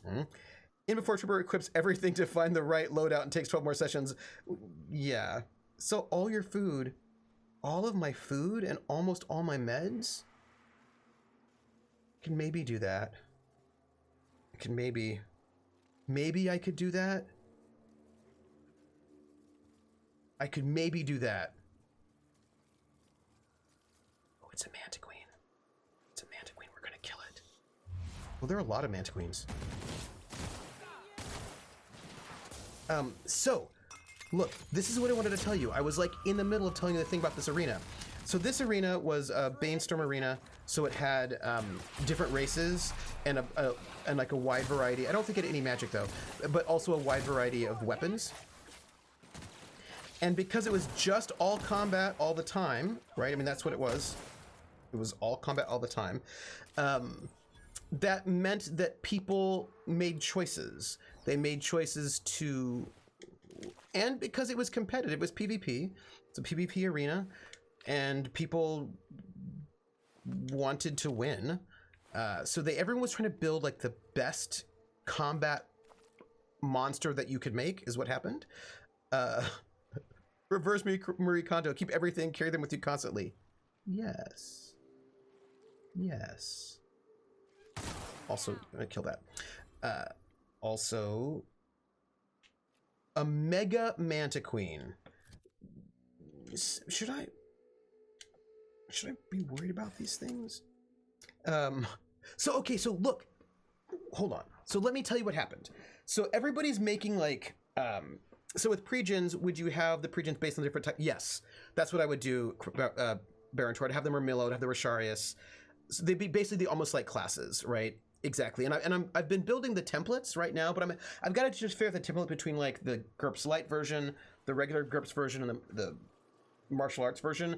And I'm building them currently in GURPS character sheet. But I really want to figure out if there's something I can do in Roll20. If I can maybe build a sheet in Roll20 that might be a little bit better. Right? That might be easier. So that's what I'm trying to work on, so that it'll be... So, yeah, so basically you'll pick your type of gladiator. I want to be, you know, a Ramillo. I want to be Rasharis. I want to be a Sistari, right? So you basically pick the gladiator type, and then you've got those skills associated with it. Go fight, win. And it's all good. But, right, I was trying to say, so in this one, it was really, like, you know, it was a fantasy world, so there were ogres and goblins and trolls and all of that. And everyone was trying to make the most badass, most hardcore fighter so that they could win. Like getting into trouble. And I will tell you something. My character that I made had the best record out of all of the gladiators and lasted the longest. Ended up dying at the very, very end. Irritatingly. But like ended up being like number one. And here's the thing. That character was... Were we using 4E? Here they come. Oh, sorry. We're to fight now. That's it. Fight. They decided to get involved in our business, so fight.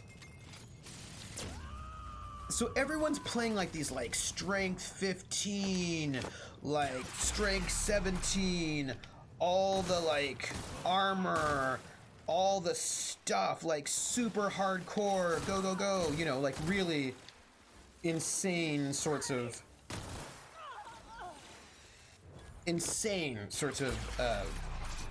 beasties. And why is everybody dying? Oh, well, I don't want that. Is everybody okay? Stop being slackers. Get up. Okay, so everyone's like, massive monster, huge thing. This is fighting, right? Kill everybody. And so I made a fencer. I made a rapier fighter, is what I had. And I was not particularly strong. Like, I wasn't super, super weak, but I spent dex and I had a pretty good intelligence. Because I basically went method, where I was like, well, I want my character to be a noble. So I spent points on things that were not combat related, that were just a waste of time in an arena, because they were not directly related to killing things. But I was like, but my character would have this skill. So, you know, I built a character that I wasted points. So I had wasted points in there, but I didn't care because, hey, it's a vending machine. Why don't I sell my junk? Right? I'm gonna sell my junk. That just was amazing. I sold my junk. Well, I did a lot of parrying. So like actually my best defense was parry. I was like super high weapon skill, had my rapier. I was a fencer, so I had a really good parry and dodge. Some of the opponents had big armor though, PH. And so here I was with a fencer, and my fencer did not have the strength, did not have the health. But I did have a couple of things, and that is I learned as a player to be really good at tactics. I think I won mostly because as a player I got really good at tactics in ways that, and also I played a character that was very mobile. So they had these big, huge bruisers, and I would, and again, the only reason I was able to do this was because we were using the full martial arts rules, and the full martial arts rules have more options. So in regular GURPS, once per turn, you can retreat backwards and get a +3 to your defense. But in martial arts, you can retreat to the side or even forward. So I would like retreat to the side and then step behind people. So I was like attacking people from behind, from their like poor side. So I was able to like, they couldn't hit me very well. And also, because I could usually parry, and then I would like hit them in the vitals. I didn't do a lot of damage, but I'd hit them in the vitals, or I would hit them in the eye, or somewhere like that. And I was usually able to like actually sort of get around. I had a good enough skill that I could really sort of overpower their defenses. I worked really hard. Like I threw sand in their eyes. I used like tricks. I did a lot besides just bashing on people because I really needed to, because I could not take a lot of hits. And I will say there was one fight that I had that was really intense, and that was a person who was playing. I had a pretty heavy rapier, so I could basically parry almost everything. But there was this person who was playing an ogre with a club, and that club was a really big honkin' heavy club, and I could not parry it. I couldn't parry the club because if I did, it would break. And I was also a two weapon, two rapier fighter. So I'd like feint with one and then go in, or I'd counterattack with both. Like I was ridiculous, and it was great. But then I couldn't do anything with this one ogre because I couldn't parry his weapon because it would break my. Going back to the original question that Atomica brought, it would. Oh, Tad kill. Come on in my house, come on. Come on in my house, come on. Come on in my house, I'm gonna give you candy. Come on in my house, I'm gonna give you everything. Thank you for the host, Tadkill. It is much, much appreciated. That is, thank you. Thank you. Yeah, so, right, I couldn't parry anything. It was, and the thing is, if something's really heavy, you can cross parry, where you can use two weapons together, and that will usually keep one from breaking. But this thing was like this huge honkin' giant, like fantasy creature with like insane strength and some massive club. And I was like, if I parry, I will break my weapons, and I cannot afford to replace them. So I had to do a lot of dodging. I don't know if I actually won that fight. I don't know if I did. I might have. Yes. Look, somewhere to sell everything. I'm gonna sell some stuff. I think he's enough hacking to sell. I do, and I'm gonna sell some stuff. What sort of purse was up for the tanking in the games? Well, you'd get money, which you could then use to sort of like upgrade your gear, and then of course you got experience points. Ancient Greece had pro boxer who never punched. He had extreme stamina and run circles exhausting opponents. Retired with a perfect record. He was called Melancomas. Volus, I have a story about that too. And it's true, all that strength does not help if they cannot hit you. So how are you, Tadkill? So here's the thing. Very interesting, I thought. Hold on, I'm selling stuff. I had this one fight. So I was this fencer, and everybody was like, fencing is not the way to go. Fencing is, like, no, I don't want that. I want this. Fencing is like clearly not as good as being a big, huge ogre. And a very sneaky rogue would do well in arena and win battles by wedgies. Assuming enemies don't go commando. Yes. So what ended up happening was that I was doing really well, and nobody really quite understood why, because they're like, this doesn't make any sense. You should not be doing well, because I'm going to sell this assault rifle. I'm going to sell this pistol. I've got a bunch of these, and I will sell those. 2 of them. Look at me. I'm selling some stuff. You should be proud of me. Yeah, keep 2. I'm keeping some stuff and then selling the stuff. I mean, I feel like you should all be like, yeah, Trooper, look at you selling things. We're so proud of you. We're so happy that you're selling all of the things right now and not hoarding. And then I feel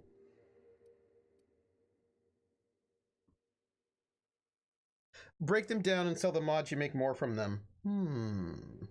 Right, I'm almost down to one whole page of weapons. It's really like I'm so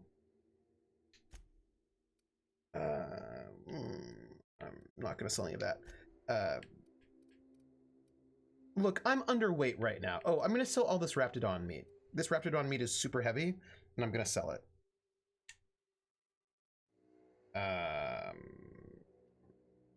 Accept. Boom. Like that. Also, these plants look like they're kind of breathing, and that makes me, they undulate like tentacles, and that makes me feel uncomfortable. I just wanted you to know it. They undulate like tentacles, and it makes me feel uncomfortable. So anyway, I was doing really, really well, mostly because I had really great tactics. And so one person decided to try, I don't know why in that game I kept building super suboptimal fighters. I think it's because I wanted to see if I could win with a suboptimal fighter. Anyway, which I did. But somebody decided to make another fencer, and so it was like this big fencing match. Fencer versus fencer, and can I tell you how epic it was? It was so epic. It was, yeah, the plant is unsettling.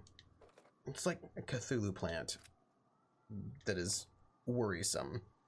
So let me tell you how this fight ended up. It was amazing. So remember, we're using martial arts, so we've got all of the options. You'd hate the final boss of the campaign I'm running that's coming up, a god of chaos. He has 4 tentacles in his back he fights with.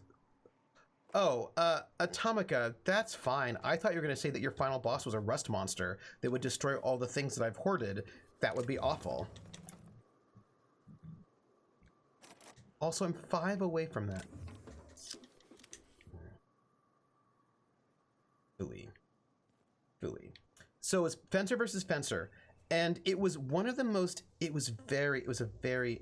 it was a very interesting combat because of how it played out. So remember, we're using basically all of the options. And rust monsters are hilarious. Also, looks like there's nothing I can do up here, huh? Right? That's what it looks like. No? Fine, whatever. It looks like this is just not a place where I get to loot because they don't love freedom. So, where am I? On the map? Great. I'm here. We're going back around. So, imagine a lock with an entropic patron. So, in most fights, it's like the big bruiser trying to like punch me in the face, and then me parrying and then stabbing in the eye. There's a quest that brings you here. Oh, I do not currently have that quest, I don't think. But I will come back when it's appropriate. So here we are.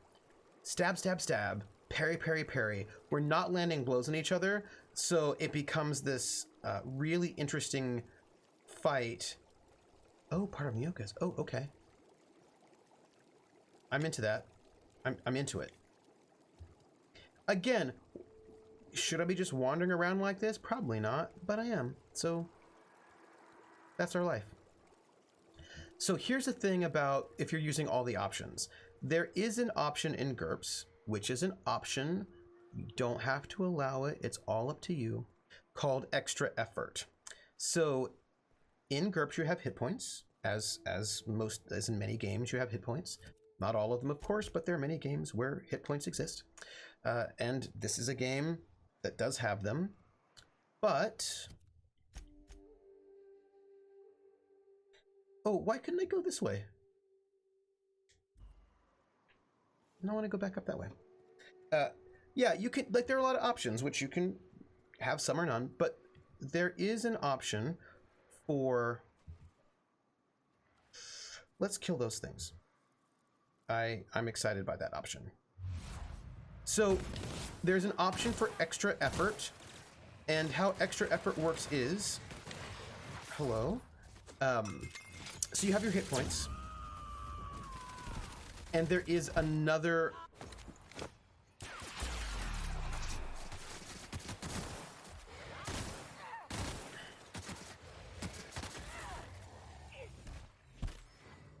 Oh, hello.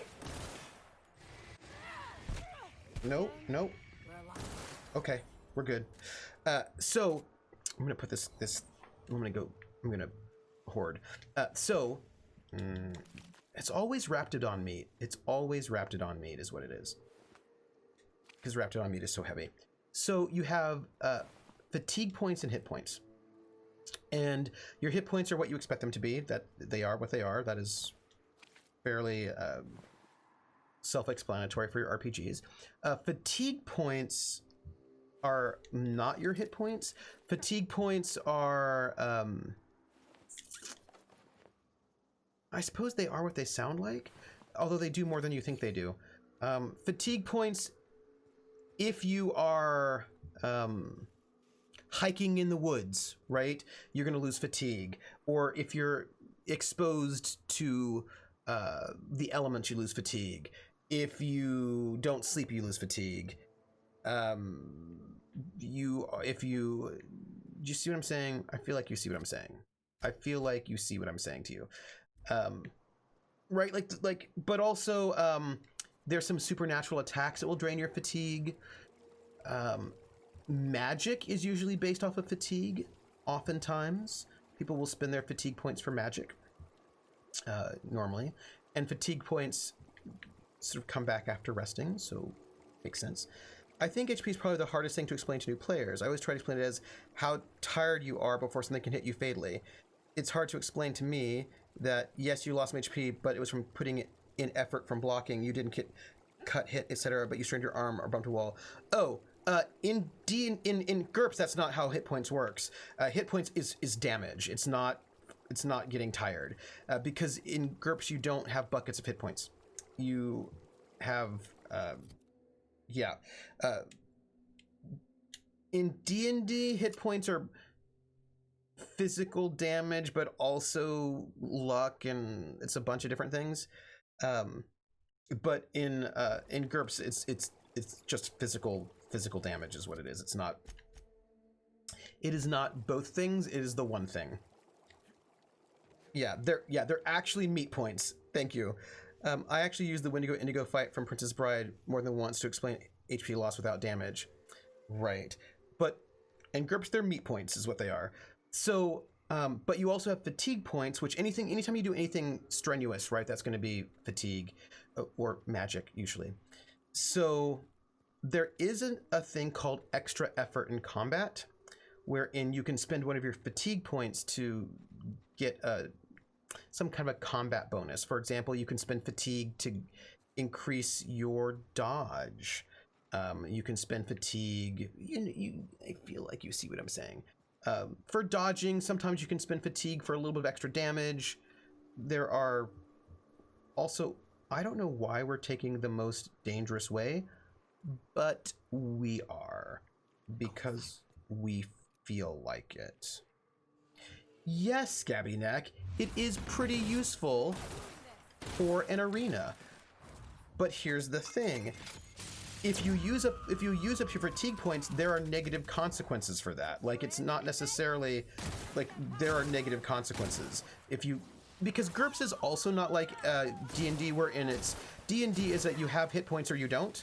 Like it's like a binary state. Like you are good or you're not good.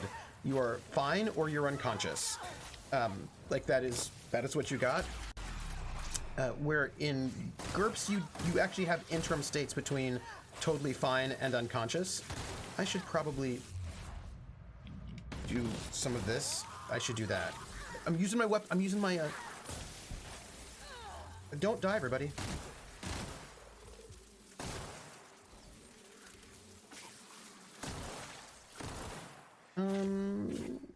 How's everybody doing?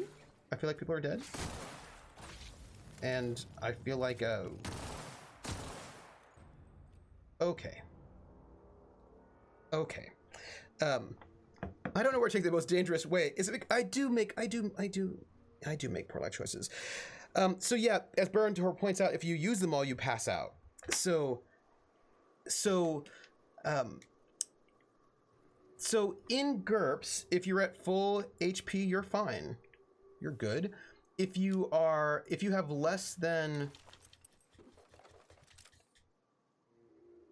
If you take a lot of hit point damage in one blow, if you take more than half of your hit point damage in one blow, you could be stunned, maybe knocked down, so you can be in a really bad shape without having been killed. If you are below 1/3 of your hit points, you have your speed and your dodge, and that's no good, my friends. If you are below 1/3 of your fatigue points, you have your speed and your dodge, and that's no good. If you're down to 0, we're talking about start passing out. So there's all these ways in which that can happen, and so we were. This is the game world equivalent of walking around your home while on the phone. Yeah, I just ran into all these a den of murderous giant insects. Maybe. Yeah, this is how this is. So I'm in this battle with this other fencer, and we could not get through each other's defenses, which is fine, except that we were burning fatigue to try to do it, and sometimes, perhaps many times, the road less traveled is such for a very good reason. I think that's probably true. So it was this really interesting fight where we kept maneuvering around, and the use of fatigue points became really important. And I won that battle in the end because I did not overtire myself. Ooh, hello. So the person I was fighting just like burned through all their fatigue points, and they got to the point where all of a sudden their dodge was halved, and all of a sudden they were no longer as effective, and then they kept burning their fatigue points, and I got them in the end because they just they were exhausted, and then I murdered them. What happened? Because I was like, no, I'm not going to use my fatigue points right now. I'm going to let you burn through yours.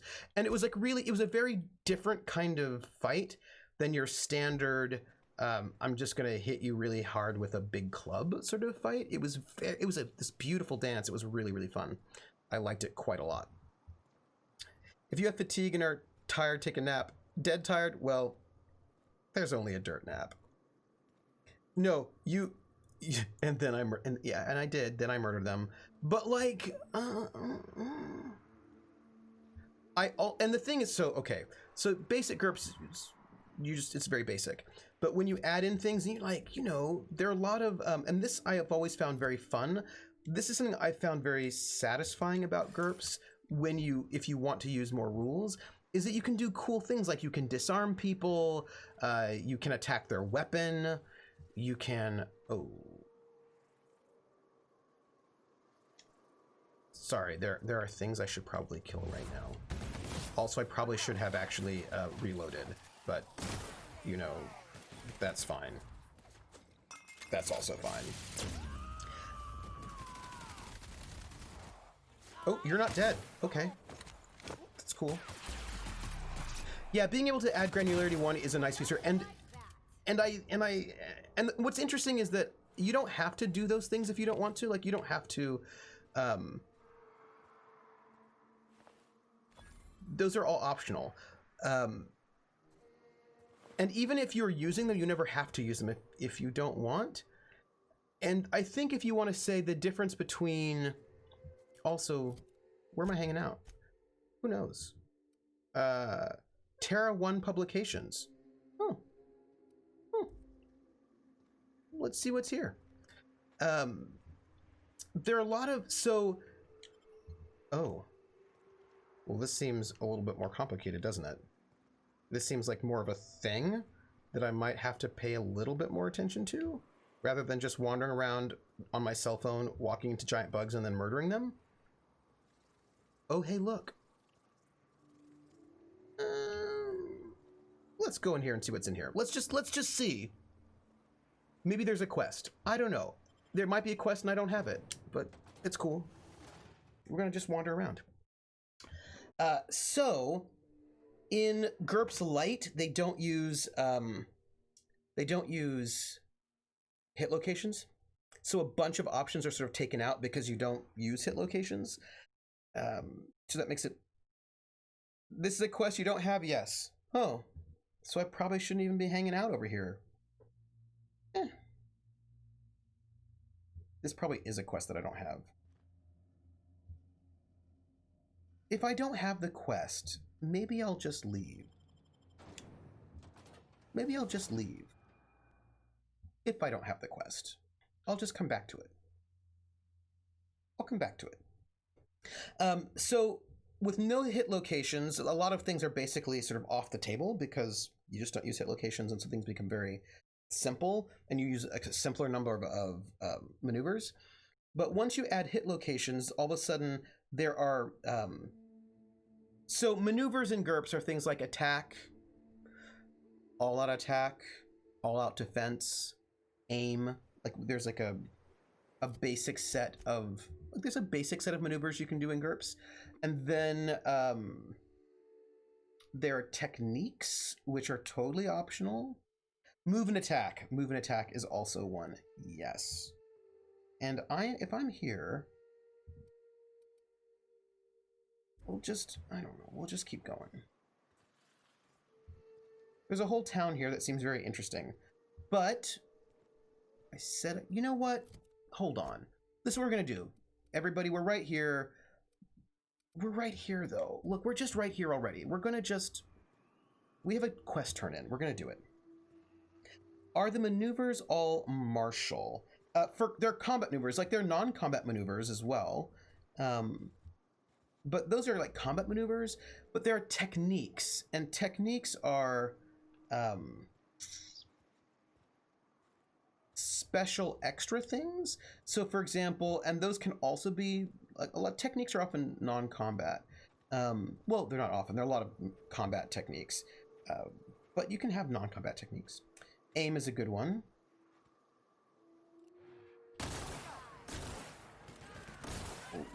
We're gonna kill a bunch of these people. So if you use martial arts, you can spend points in techniques. So if you want to be really good at disarming, you can get really good at disarming. Excuse me. Or not if you don't want to. You know, I mean, like that's. Hi. I'm gonna just shoot you. That's the last of him. Okay, everybody's good. So you can go between physical damage weakness. No. Why would I do that? I'm not gonna take that. None of these flaws are good, and I feel like I don't need them. Those are my feelings. So you can, if you want to, just go with the basics, or you can dig in and spend extra points more broadly to be able to do different things. But you never have to. You know, like you never have to do that. But if you want to add the extra granularity, you can. So I spent all these points in counterattack because I had that like repost, because that was really cool. I want to be able to, if somebody attacks me and I parry, then be able to do a quick counterattack, and that was very fun. And so I was better at counterattacking than I was at attacking, or you could just not do that if you didn't want to, but I did. Because I liked it. Also, I think if you don't aim at a specific body part, it defaults to torso. Oh, there's some debate about that one, Baron Tor. There is some debate about that, I will note. I, however, go with if you do not declare, it goes default torso. Some people think that if you do not declare, you should roll randomly, and it should be like a random roll. Nobody? Like, I would like people to use their special attacks. No? Why won't you use your special attacks?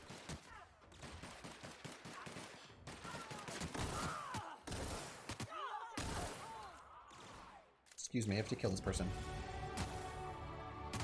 There we go. Yeah, that's my hot take. I always, if you do not specify, I always default to torso. That is what I do, because I actually just think that it's faster. It's faster, easier. It avoids having to do the random hit location table, and I only do the random hit like there are certain. And the thing is, here's the thing: there are times and places. Why do you have brains over you? Are you all okay? All right, you're fine. In Warhammer, there was a chart you looked at with the reverse of your weapon roll being a location. Yeah. Could the player pre-roll the random body part and consult the list? So you wouldn't pre-roll, because part of the whole point of the random tables that you don't have to pay the penalty for location, right? Because locations have penalties. There are hit location penalties, and if you aim for the head, it's -5. Aim for the arm, it's -2. Hands -4. Legs -2. Feet -4. Eyes -8 or 10. Vitals -3, right? So like they're hit location penalties. So if you do random, then you roll to hit, and then you find out where you hit afterwards, so you don't have to deal with that penalty. Yes, right. So generally speaking, and the torso has no hit penalty, right? The torso is just center mass. So for me, there are certain places in the book where it specifically says you must roll randomly. So, and there are specific moments where like, okay, you must roll randomly for hit location for explosions. If you're doing a wild swing or you cannot see the person, like there's certain moments where it specifies that you must do a random hit location. So in those, I do random hit locations. If it does not specify that you must do a random hit location, I basically say we default to torso. If you want to do randomly, then you just tell me and you say, I will just hit at whatever is the first thing that presents itself. And that like you actually are choosing to sort of just kind of go random. Seems most of the time you can't do random is when you couldn't pick the location anyway. Yeah, that's true. Oh no, actually, most of the time that you do random, yes, when you do random, yes, most of the time when you do random is when you couldn't pick the location anyway. That's often when it happens, and I actually sort of like that. So, I mean, if somebody was like, really was like, I just kind of want to like close my eyes and swing, and be like, all right, whatever, we can do a random there. But like a wild swing usually happens after a move and attack, when it's like you're sort of at the end of a big wild movement attack. So that's fine. A bard who wins by telling dad jokes that actually causes physical harm may not be the best technique. Only relying on singular skills, the GM goes, your opponent has no sense of humor. Boom. I tend to do that as a way that it's a bit of a simplification, but it's not against the rules. It's just a different interpretation of the rules, and people interpret that a little bit differently. There's some debate about it. But for me, if you're in combat, you're going to go center mass unless you specify a body part, or it gets a wild swing. Expanded fatigue, but aim at the neck. Hey, by the way, I've got skill points. I was wanting to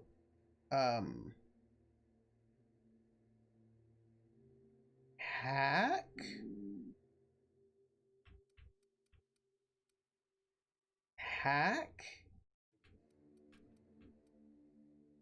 Yes. Lockpicking.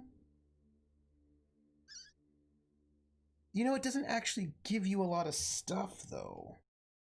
Oh, donuts. You know what? I'm going to go with hack, because hacking automechanical seems like a good thing. And then I will come back to it. So, apply. Accept. Because I'm a hacker. But we're going to go back to the punching people's faces, the talking. We're going to go back to talking. So we're here.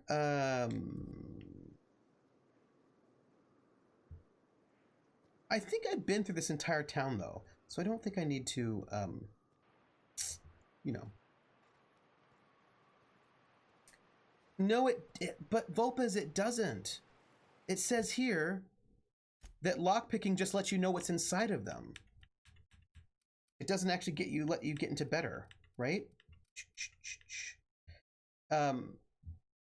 It reduces time. So it says 60, see what's inside the locked containers. 80, speed is increased. And 100, find pristine item chance 100%. Oh, it's just the bonuses. Oh, well then. I'm clearly going to have to go and... Wait, hey, it's a Marauder Hooligan. Oh, hi. Got another one for me. Yes, so I'm gonna... Huh. I see. I see. I'm going to have to go and up next time. Remind me. Don't let me forget. Remind me that I want to up my lockpicking. Remind me. That ogre in your previous game have enough strength to reset the big club each attack? I know big weapons require reset. It depends on the type of weapon. There are... So basically, some GURPS detail for you. There are two types of weapons. There are unbalanced, and there are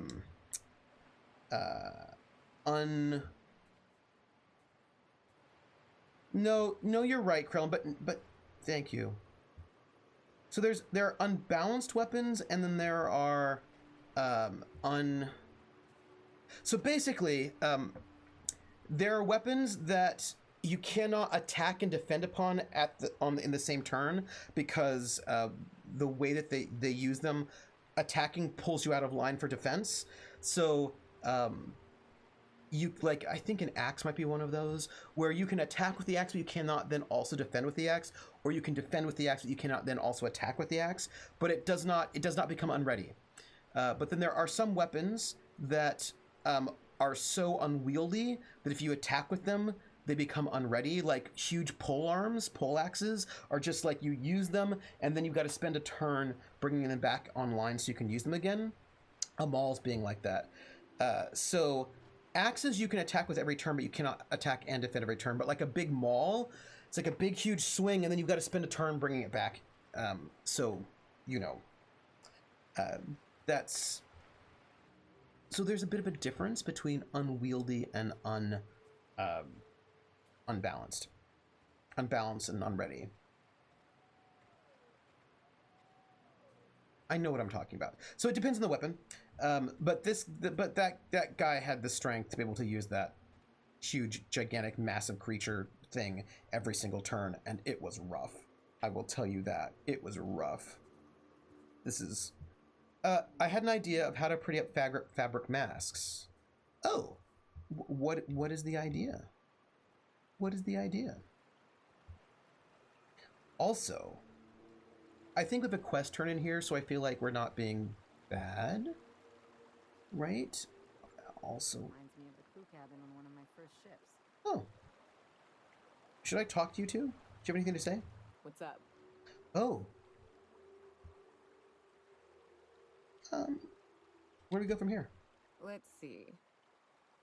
South, along the road. Thanks. Ellie? Hey. I'm not... What? I admire your grit, but some wounds don't heal. And I say that as someone who's plugged a few severed aortas. What are you talking about? Ginger chops and the pencil pusher. By all accounts, Sanjar and Graham have been at each other's throats for years. Digging into their personal history isn't going to change anything.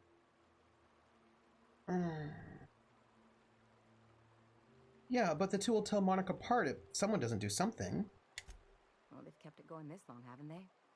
And anyway, we've got problems of our own. There's a reason you're bringing this up. I try to save my captain a headache when I can. Usually ends up saving me one too. No, this is about Sanjar and Graham. Something about their falling out hits too close to home. Hey, I'm the doctor here. That means I'm supposed to be the one nosing into your business. Anyway, I can take a hint. You stay out of mine, and I'll stay out of yours. No, Ellie, I want Anything to... else? I really feel like there's a story you need to be telling me, and you're not. But that's cool, whatever. Whatever. She's... Also, I'm sorry about the gun. That was rude. Also, I need to know more about her backstory. Clearly. So look, I know I have a turn-in quest, and if I turn it in, then I was really productive today, and no one can say that I wasn't.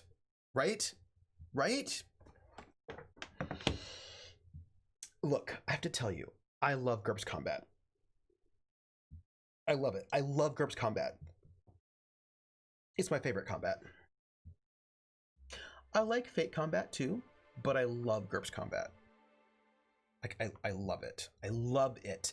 And I love it because it's so oh look, I love and like I know that you can I do plan on doing a very rules light arena, like have like the different stages so you can do it super rules light. Also, I don't need the gun out because it seems very threatening. And I feel like nobody needs that.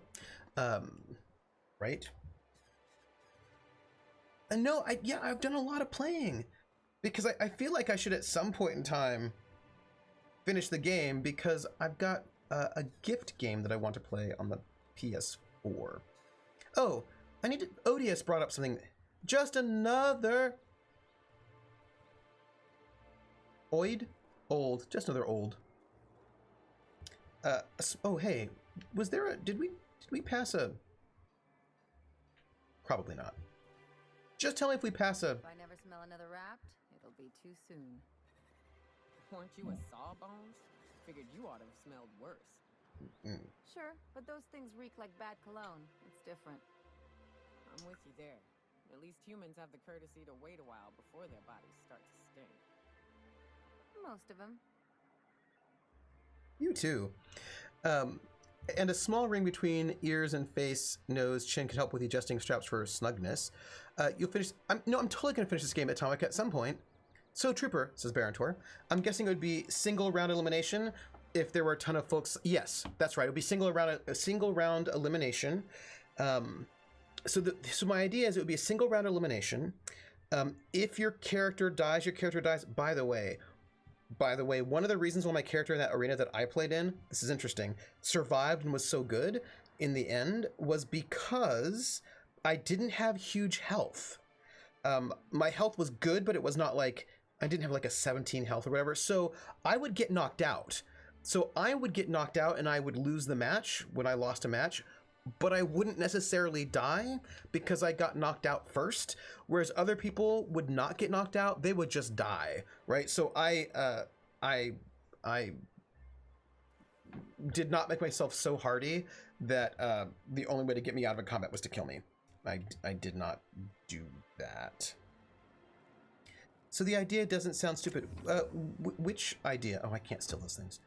Which idea, Ice Bunny? Did I miss it? If you put 3 rings on the charm, you could hang it on a strap. Oh. Hey, I'm just saying, do the things that you love. But look, there is a quest in here. Speak with... Acquire science weapons, deal with Clive. Return to Ash. Is it this one? Oh, no. Family Matter? Yes, that's the one. That's the one. We have a right here. I knew we had one. Oh, Captain, you did it! My little boy is back, safe and sound. Tell the captain how grateful we are, Tuk-Tuk. Mama, I told you that I'm not staying. I just came back to talk to you about why I left. Then I'm going back to Amber Heights. Oh, we'll get that silliness sorted out. You're safe here with me, and that's how it's going to stay. Isn't that right? No. Yes, my Death Star Taco, my fencer was good at fainting. Very good at fainting, and also fainting. So I didn't die in ways that other people would, which ended up being, I mean, it was good. It was good. I'm just not sure if it could fit over the purpose of the, if it could F over the purpose of the mask. I mean, as long as the mask is still there, I mean, if you just want to have like things on your ears, I don't know why it would, you know. By the way, your son is a grown man. It's time you started treating him like one. Come on now. What a sour thing to say. My little boy will always need me. I'm his mama, you know. Relax. Mama, what I need is for you to listen to what I want for once. But that's between us. Now you promised the captain a reward, so settle up. Then you and me are gonna have a long talk. Here, kind stranger. This is every bit I've scrimped and scraped for years to save. But it's more than worth it to have my Tuk-Tuk home safe again. Well, you know, good luck to both of you. That's a bunch of mess that I'm not involved in at all. Okay, look, I need to tell you all something that's really important. We're gonna do a thing right now. I know, poor Tuk Tuk, I feel so bad for it. We're gonna do a thing and it might turn really bad. It's gonna be a thing that we do that we're gonna try to work it out. I have some quests that I can turn in Amber Heights, I think. But the last time I was in Amber Heights, they all started shooting at me, which awkward, you know? So I think we're gonna port over to Amber Heights right now, just see if they're still mad, or if maybe they're not as mad at us anymore. Oh. I don't know how many days it's been. It's a little unclear to me. I just, you know, Ash, wait, no, yeah, I should probably save also, but where's the quest that we need? Here we go. This, I wanted to bring this thing to the guy, but he was super mad at me, so let's just go there. And let's see whether or not we get shot at. But we'll save first. We'll save first. You know, we are gonna do that. We're gonna save first. Also, you know, they're like, I feel like they shouldn't be so mad at me. Because it's not like yeah, I remember back in April. I mean, I just don't feel like they should be mad. I feel like it's been ages. It's been months. Maybe not in-game. Yeah, like, I feel like maybe they're just a little mad in general. They should just be less mad. Also, I feel like maybe they're jelly. Maybe they just are jealous of the fact that I do what I want. Wander around, being free, and stuff. Last save rarely, was the credo of one of my flatmates. Save last, save rarely. Needless to say, a lot of reloading with hours of lost progress to be had. Also, side note, I'm overburdened right now. I'm gonna bet that it's Raptidon. So, okay, we're gonna go into Ember Heights. Everyone, we're gonna just see. We're gonna just see. Let's hope, everyone. Let's hope this works out. Let's hope that we go in there and they say friendly things to us like, hey, it's so good to see you. How are you? And then I say, oh, I'm great. It's been so long. And then I say, you look awesome. Like, what have you done to your hair? And they say, oh, nothing much. And then they say, look at you. You're covered in like Raptidon blood. And I'm like, I know. I killed a Mantiqueen. You know, like just like a normal everyday conversation that is not full of being shot at. This is what I'm hoping. I saved. I did. Hey, look. Nobody's shooting at me. I'm seeing some dead bodies here. I'll just take them though. I'll just loot those dead bodies. I'm concerned that those dead bodies belong to someone that my friends killed. No, it's totally different. It's totally fine. Right? Like it's, no. If it's on a dead body, it's different. Dead bodies are totally fair. Like it's, yeah, you can loot dead bodies. That's fine. Like nobody cares about that. Like it's totally okay.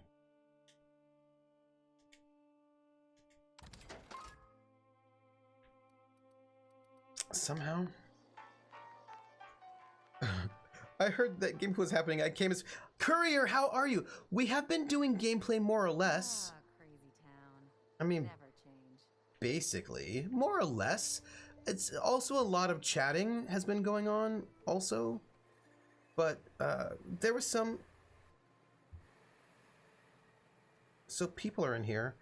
I just want to look. This place is really distressing, Amber Heights, because there's a lot of things you could just steal in here, but then they get really mad and try to shoot you, and that feels really unfair. Like, look at this.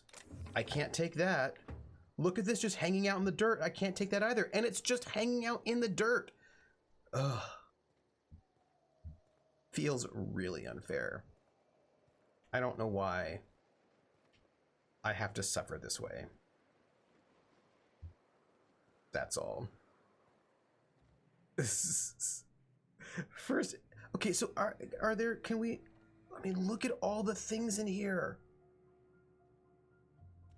I know I should just finish my, oh, I think I have to go to the,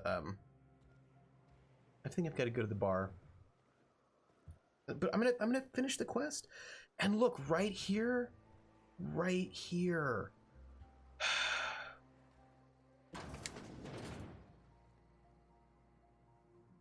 Oh, courier, which event?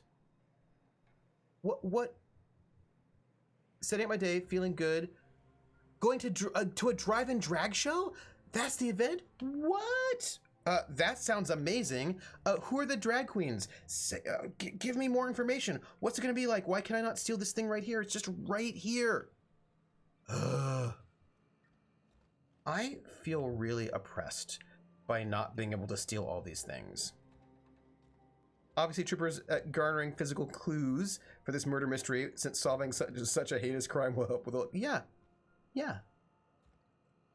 Hi, Zora. What? Sorry. Long day. Oh, all right, well. I'm telling you, the Van Noys are fine. Bullshit, Graham. They don't just abandon orders, and they weren't at the ruins. Where in this sulfur-sodden hellhole did you send them? They're on a very important... we'll continue this later. Welcome back, Captain. Who are the Van Noys? They're hunters. Badass ones at that. Oh. Hope they're all right. They're our best unit, and now they're missing in action. Well, that seems bad. And we'll continue that discussion later. So, I got your rollers. The rest of your account went to food and medicine, because that's how I am. Thank the Eternal that someone's got some sense in their head. It's me. Carlotta usually schedules the next drop during the meeting. When's she coming? It's in Nashville, just local Queens, I think, but it'll still be awesome. It's not cheap, but we found some folks to split it with us. Dragging new friends? Hell yeah. Oh, that sounds amazing. Oh, Abalek, there's a drive-through drag queen show in Nashville. Courier, will you say what it's like? I've never been to a drive-through drag show, and I don't know what that's like, but I'm really excited to find out. So if you could, after you see it, will you report back and say what it's like? I'm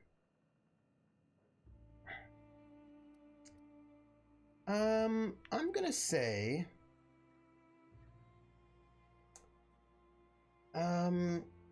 I don't know what you did to piss him off, but Sanjar isn't selling to you anymore. The board must have gotten a hold of him at last. This cuts off one of our only 2 supply lines on Monarch. Yes! Talk about it on the stream! Our old friend, you're about to cross a dangerous line. About to? That idiot just declared war. Uh-oh.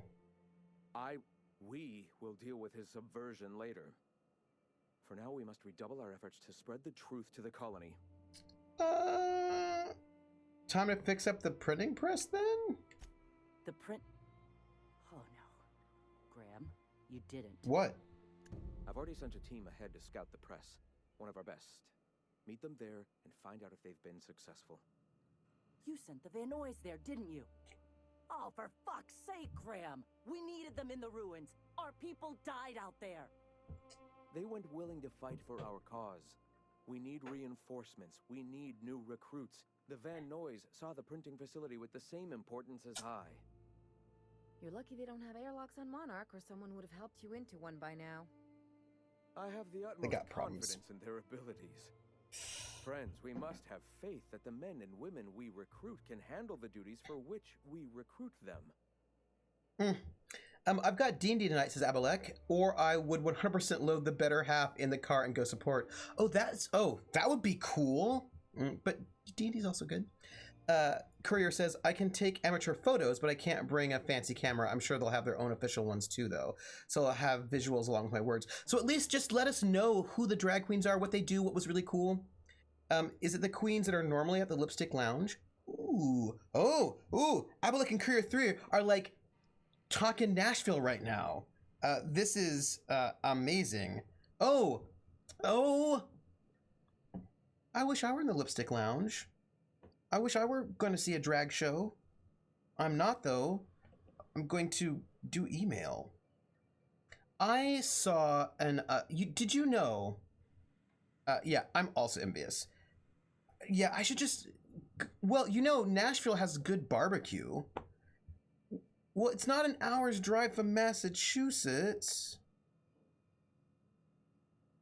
I wish... Hey, how long is the drive from St. Louis to Massachusetts? I'm in Tennessee, and it's a 45-minute drive for me. 45 minutes is not even... And pack. Although, I don't think I'm going to pack today. I think I'm going to go and try to, like, start doing setup. Because today's kind of a... Today's been a long day, and I had a lot of sleep, so I don't think I'm going to pack today. I think I'm going to try to... basically clear off my desktop out of some things, do some food, do some email, do bills, you know, like try to like do some household stuff before I go and start packing. We need more maglev trains. Yeah, we do. We need maglev train lines. Nashville's decent barbecue. Memphis is where the great barbecue is. Ooh. 18-hour drive with no stops. Thank you, Atomica. Huh. I was gonna tell you something. Oh yeah, I used to drag king back in the day. Back in the day, I did some drag kinging way before it was popular, even in Germany. You could have sent them after backing Zora up, right? Yes, you're damn right he could have. But he's so obsessed with preaching that he's become blind to our actual problems. Look, just... if the Vernoys are still alive, get them out of there. With Sanjar pressing the issue like this, I have a feeling we'll need them. Well, I'll do everything I can. I will do everything that I can. Hey, look, I got new quests because they're not trying to murder me anymore. I bet I could go in here and steal things, huh? I bet if I were in here, nobody would see me steal things. Like if I were right here. I'm not gonna do it, because the last time I did it, they all tried to murder me. I think I read all that. Awesome, I've got some NB friends who do Drag King. It looks like so much fun. Yeah, see, I didn't steal it. I didn't steal any of the things. Because they tried to shoot me last time. It was really rude. Even though, you know, it's right there. All obvious, like. It seemed really... I just was right there. Ugh.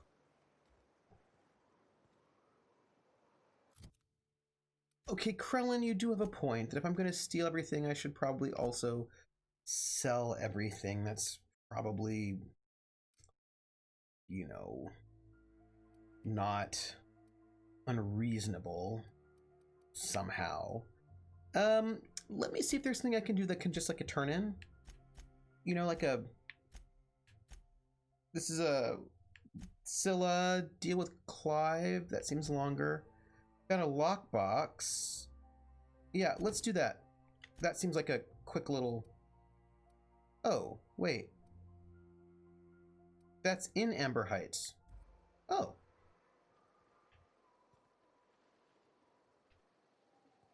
Look, we're already here. Look at that. Look how great. Look at that. Yeah, I did drag kinging way back in the day, but you know, most king troops won't let you.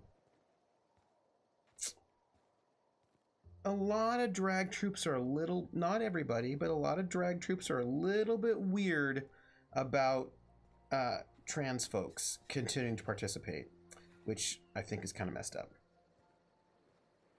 Or Trevor makes a separate save game and just takes everything and kills everyone to get out of it. But I would feel too guilty. Hey, Ash. Oh, Nyoka, how have you been? Oh. Better, worse. I don't know. You know? Yep. Yeah, Nothing on Courier. This moon for nobody. There's a lot of heartbreak. Yeah. And also, it's ahistorical. RuPaul's like, you can't have trans people in drag because that's cheating or whatever. It was like, RuPaul, first off, nobody died and made you the monarch of drag, but also there have always been trans people in drag. Always. There have always been trans people in drag. So yeah, cheating. Like, yeah, I mean, it's just, ugh. And then also, and then RuPaul, this thing where like you can, yeah, yes. I mean, there are probably some people who are not trans who are doing drag in the roots as well. But like, drag as a form was, there were trans people involved from the beginning as well as people who are not trans, and so it doesn't make any sense to exclude trans people from drag when they've always been there. So that makes no sense. But then RuPaul did this thing where he's like, well, I let Peppermint be on the show, but only because Peppermint wasn't allowed to be on hormones at the time. ODS, ODS, don't go anywhere. ODS, don't go anywhere because there's a topic. And the thing is, so like, yeah, so RuPaul's like, won't let you be on hormones because that is somehow too much. But here's the thing, you're allowed to have plastic surgery. Like, a number of the drag queens on RuPaul's Drag Race have had plastic surgery, and that's apparently fine, but you can't be on hormones. And here's the thing about that. There were people in the 1950s and 60s who did not identify as trans who also took hormones because it gave them this is just not at all related to the history of this thing. It's terrible. It's in a scene where trans people have been present from the start. It's extra awful to exclude us. Yes. Yeah. This is, yeah. Oh, Courier, I will see you later. Enjoy your show. And the thing is that RuPaul's idea of drag is very, very narrow. It's super narrow, and RuPaul ends up excluding a lot of different traditions of drag that have always been there. And so, yeah. Thank you, Find the Fish. You're a woman and you take hormones. I take birth control. Yeah. Right. So it's this, and it's really mostly, yeah, it's really a lot of RuPaul's weirdness that I was like, what are you doing, RuPaul? Like, you're not. But here's the thing, and I'm going to tell you, one of the reasons why I think RuPaul doesn't want bio queens or trans queens, or because like there's a lot of variety, is because RuPaul wants the dramatic, look, you look like a boy in the workroom and then you look like a girl. Ooh, because that's like, I think there's a spectacle to that certain audiences find spectacular. Like, oh, look at the trend. Like, they want this sort of transformation thing. So they don't want people who don't look all that different before and after drag. And I think that is super irritating. I think, unfortunately, people deify their celebrity media personality of choice. They do. This is true. There's no human without some kind of shit take, I found. Also true. Sainthood is rare for a reason. Also true. Agreed on all of that. And usually after death, when you can evaluate the sum total, yes. Scabby Knack is like drag like a magic trick. Right. Yeah. And that's, I think he wants it because I think it sells better on TV, right? I learned how to do makeup from a cis mate in cosmetology school who did drag shows. Yeah. Right. Like, there's like this whole relationship. Like, Mae West was basically a drag queen. And what are the sisters called who made the weird monster, this is Dragula. It's the Boulay, the Boulay sisters, I believe. Shouldn't, but I don't actually think it's a kink, Krellin. I think it's marketing. I think it's about money. I think it's about money is what it is for RuPaul. Because RuPaul goes on and on about how, like, because you know what RuPaul does? RuPaul in Celebrity Drag Race and Drag U has cisgendered women come in and do drag. So it's like fine for cisgender women to have a drag makeover, but trans women can't be doing drag. Inappropriate. Odious made a comment, and I want to talk about it because I think it's a great topic. Also, what's your story? It's pretty simple, kid. I sit at the bar, I drink, I mind my own business.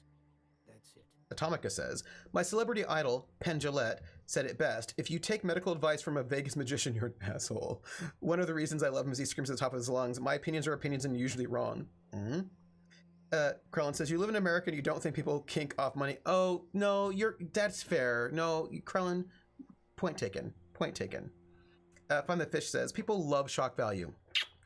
The more he can get people to be shocked by a transformation, the better the views. It's bull. Totally. 100%. It's totally bull. And it also feeds into a bunch of transphobia. Like there's a lot of badness in it that I'm just like it's not great.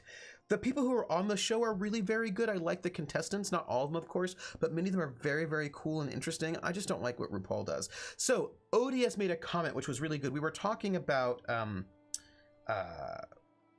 really interesting. So we were talking about sort of brutal endings, sad endings, downbeat endings, and how in A State of Affairs we're basically going to get like a happy ending for basically everyone because it's a romantic comedy. That's the mode we chose. We could have chosen drama, which case it might not have worked out that way, but we chose the romantic comedy, so everybody gets a happy ending in A State of Affairs. And we were talking about sort of like downbeat endings versus upbeat endings, and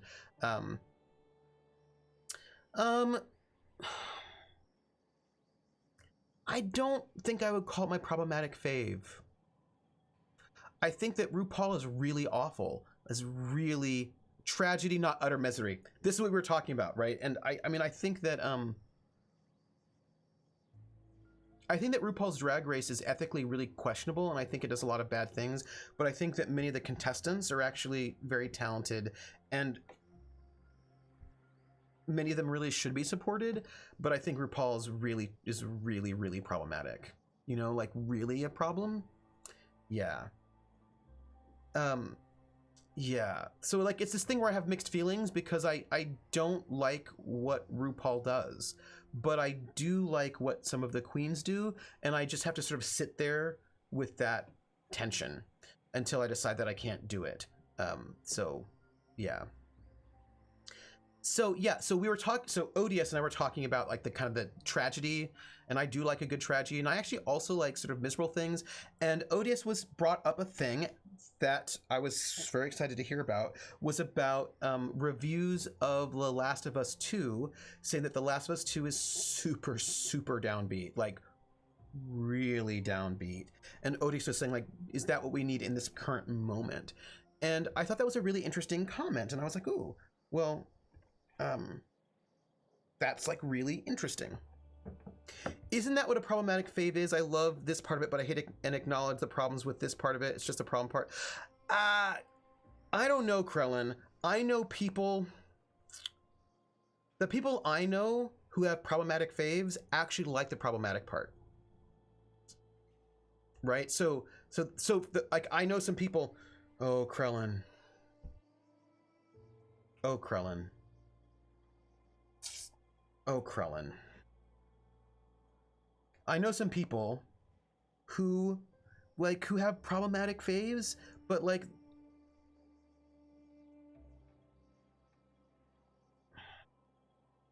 yeah, Ash's armor is totally awesome. It looks very comfortable.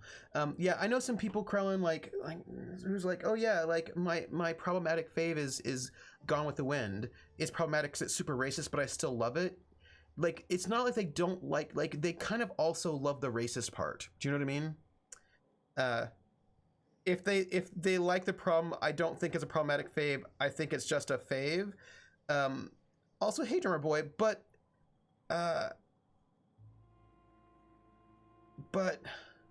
he's very patient. Ash is very patient. But like, the thing is, they would call it a problematic fave because they recognize that the racism is problematic. They just still like it anyway, though. As opposed to somebody who likes it but doesn't think it's racist. They're like, oh yeah, it's totally racist, but it's just so good. And I love it. You know what I mean? And like, so they kind of like the racist parts too. And... or they think the racist parts don't matter as much. I don't... they're just calling it a problematic fave because they're trying to... yes, Krellin, that is exactly... yeah, yes. Yes, I've run into recently a couple of people who call these things problematic faves because they don't want to get in trouble, but it doesn't really feel to me like they have a problem with it. Do you know what I mean? They're just like, but I love it, but it's so great. And I was like, so I shouldn't call CR problematic fave because a problem part I actively hate and lobby against. Yeah, it feels different to me. It feels different to me, Odious. And maybe it's not, but if you actively hate it and lobby against it, that does feel different to me than someone who's like, oh, it's got a problem, but whatever. Like, that just feels different to me.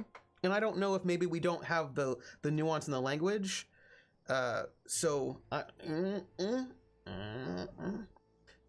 the Fish says, tragedy in the classic sense gives us that feeling of catharsis. It's a place, It's a place in which we can experience those emotions in a controlled environment, an environment we can step away from. Yes. Odia says, I think the issue is that we've confused constant misery for tragedy. I would have liked more tragic moments in his affairs, but I respect the direction it went in. A lot of the game writing these days, in my opinion, have no peaks. It's a perpetual trow.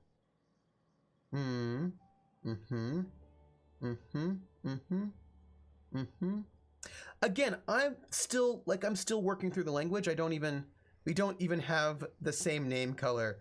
Oh, you're right. Sorry. Oops. People talk about super dramatic reality shows full of toxic people mistreating each other as their problematic faves. Yeah. I get an eye test this week. It's true. They love the toxic people mistreating each other. Yeah. Yeah. Like, yeah, Scabby, like, that's the thing. Like, I know people who are like, oh yeah, this like really, really toxic, like completely toxic reality show is my problematic fave. Or people who are like, oh yeah, this Disney thing is my problematic fave, but they really love the thing. Like, they don't dislike the problematic part, they also love the problematic part. It feels different, and I don't know if it is or not, but it does feel different. I don't know, do you think it's different? It feels different to me. Liking a problematic thing but recognizing it's problematic versus but you still really just like the problematic part, versus disliking the problematic part but liking other parts. That feels different to me. And maybe I don't know if we have a phrase for that. But it feels like it's different. Do you know what I mean? Like, it feels like it's different. Because I feel conflicted about RuPaul's Drag Race in a way that, like, I really do feel conflicted about it. Like, I actually feel conflicted about it because I don't like RuPaul and I think RuPaul is doing bad things. But there are people, and like bad things on multiple levels, but there are people who are good people who are able to use that platform to do good things. And so it gets really, like, I feel really conflicted about it. Like, I feel really conflicted, but I also don't know if it's my fave. Do you know what I mean? Because I feel so conflicted, I don't know if it's my fave.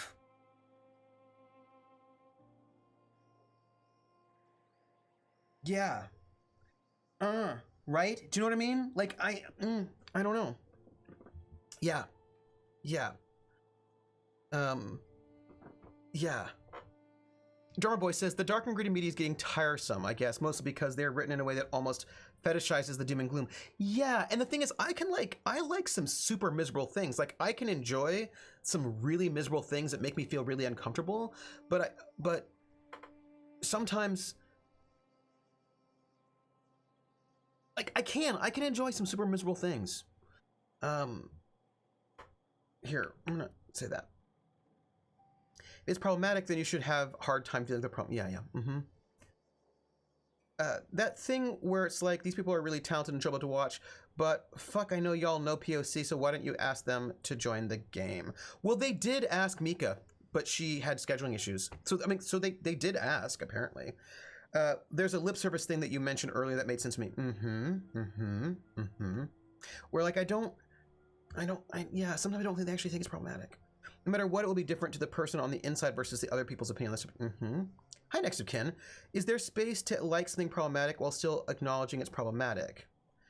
I think this is like, I think it's a question as to what you're doing, right? Like, so for me, I have a really hard time enjoying things that are hateful. Like, I have a hard time enjoying it. You know what I mean? Like, I'm not like, oh, I'm enjoying that. I know it's hateful, but I enjoy it. Because then I have a hard time enjoying it. Odia says, I freely admit I love blaxploitation genre. It definitely played up some tropes of stereotypes, but it was, to me, the most widely acceptable way to access a mythos that I didn't really have exposure to.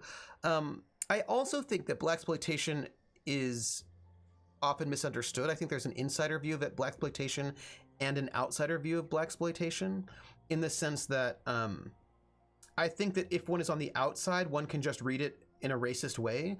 But I actually think that blaxploitation films are not all blaxploitation films, but I think actually a lot of like rewatch Shaft or Superfly. A lot of times the villains in those films are white police officers who are abusing black people, and a lot of times those black people are like black power people are in those films quite a lot. Like, I think blaxploitation films are a lot more complicated than people give it credit for, but that has to do with whether or not it's an insider or an outsider view of them, and also whether or not one is sort of really sort of tied into like respectability politics. So I think blaxploitation films are a lot more interesting.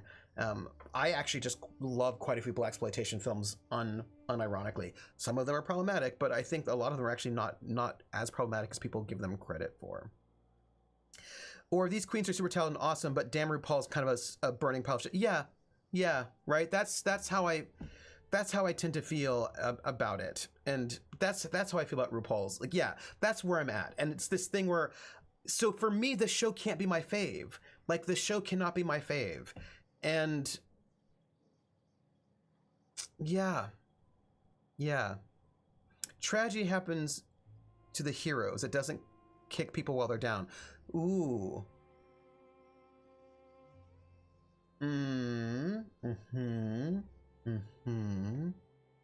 I like that.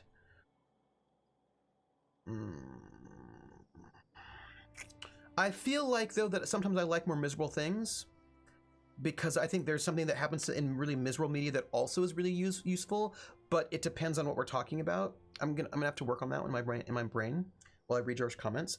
There are way too many times when I feel conflicted about still being a fan of WWE, but I've seen so many rallies against its negative aspects, but I think a lot of them are still going to rear their ugly head till Vince McMahon dies. So then, Atomica, the problem might be a bit more Vince McMahon than wrestling, right? So, like, there are ways in which, like, I don't like Vince McMahon either, but there are also... Call of Cthulhu isn't exactly upbeat, but it beats the dumpster fire that's 2020. Yeah, I think it's tricky because do you want to punish the workers for the owner, right? That becomes one of the things where I think about, and this is like, it's really problematic. I think it's really hard, and you have to balance these things, and yeah, I think it's really hard. Let's do some brainstorming so we have verbiage to deal with this. What do we call things like Drag Race? This is really hard, Krellin, and I do feel like we should have some other kinds of words for this, other verbiage, because I think there is a difference, and I think that distinction does mean something.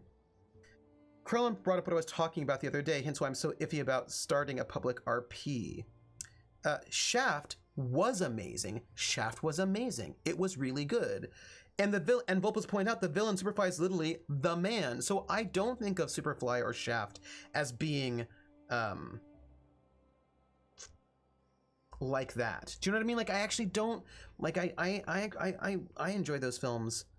Were there any blaxploitation films made by white people? Those would be very different. There were, and they were. Right? Yes. Next to Quinn says, but what about things that become societally stigmatized and made into guilty pleasures? I feel like the line between problem and guilt is sometimes blurred by societal pressures. Well, this is interesting, next of kin. Hello, that thing you like. Yoo-hoo. I've been on a 3 or 4 hour walk and I had an hour nap. Oh, that sounds perfect. Next of kin, I have a comment, and I don't want to drop it, but I want to finish that. Yeah, like low crowd stuff is super interesting, but then you realize most of it's basically an allegory for foreigners that you feel super gross responding positive to it. So the thing about that, Beetle Wins, is that I actually don't really like Lovecraft because it is super gross to me. I'm like, ooh, this makes me, I just cannot enjoy that, but I really enjoy the things that other people have done.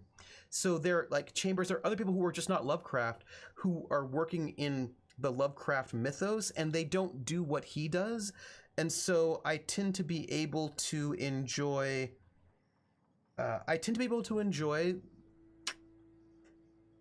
cosmic horror, Cthulhu mythos stuff that's just not by him. So I think that so I think there's some really great things that are able to sort of break away from that, but I do tend to find his stuff things that I cannot appreciate. Yeah, yes. And also I'm not giving Lovecraft any money because it's on the public domain now, so that's different. So the thing next of kin about guilt is that there was a really interesting article I read, and it was about like asking academics their guilty pleasures. If you love wrestling but hate McMahon, you could become a fan of one of the many wrestling leagues that he doesn't own. Yeah, that's right. Yep, that's exactly right. Yes. Odia says, wrestling has also for the longest time the theater of the poor. It's a gateway to a lot of individuals who are sensitive to appreciative storytelling. One of my most super cishet members of my playgroup wants to play the soap opera RPG we're so thrilled about because he sees the parallel. Yeah, it's like there are a lot of good things that can come out of that. So Beetlewind says, yep, I'm glad Cosmic Horror caught on. Stuff like Lovecraft Country is great. It's just a shame it had to originally spawn from such a shitty mind.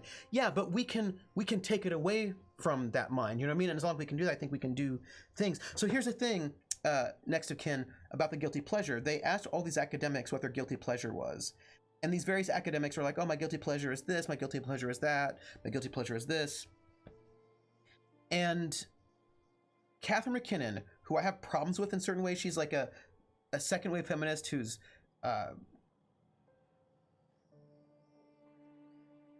she also brought a sexual harassment law, so we wouldn't have sexual harassment in the workplace if it were not for her, so good on her. But they asked her, I'm going to go right about now, but they asked her their questions, and I think that some of it has to do with the kind of medium we're talking about as well. Because films are made up by more than one person, so that's tricky. So what I want to say was, they asked her what her guilty pleasure was, and she said, I don't have guilty pleasures. The concept of guilty pleasure is usually really classist. Like, what you're doing is you're asking academics what their guilty pleasures are, and we're going to say, oh, my guilty pleasure is that I like baseball. Oh, my guilty pleasure is that I like bowling. Usually things that are framed as working class, and that we're supposed to be ashamed of liking working class things. And she says, I'm not ashamed of liking working class things. Like, I know that you want me to say, because she likes People Magazine, that you want me to say that I like People Magazine, that's my guilty pleasure, that I should somehow be ashamed and feel guilt for liking People Magazine. She's like, I don't. People Magazine is great. I have no guilt. I have no shame. It doesn't hurt anybody. It's totally fine. I don't have any shame for liking working class things. And she says, you should only feel guilt if what you're doing is harming people. If you're not harming people, don't feel guilt about it. And so she completely rejected the entire notion of the guilty pleasure. And she just was not having it. And I thought it was actually hilarious, and I loved it. Because and that was because here's the thing, I don't tend to have guilty pleasures because I don't tend to like things that harm people, and I also don't tend to be embarrassed about the things that I love. If I like a thing, so you know when people were like, I don't know what generation you all are. There's a whole thing with a bunch of millennials where they liked, and also some Gen X's. So maybe we should reclaim guilty pleasure for our thing. I mean, maybe Drag Race isn't your guilty pleasure, but CR might be mine. I'm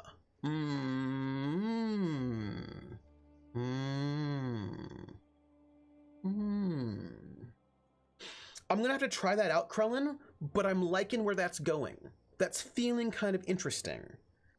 Yeah. Uh-huh. Mm-hmm. Maybe. Or conflicted pleasure, maybe? Maybe conflicted pleasure is better than guilty pleasure? Maybe? Because I feel conflicted about it. Conflicted entertainment?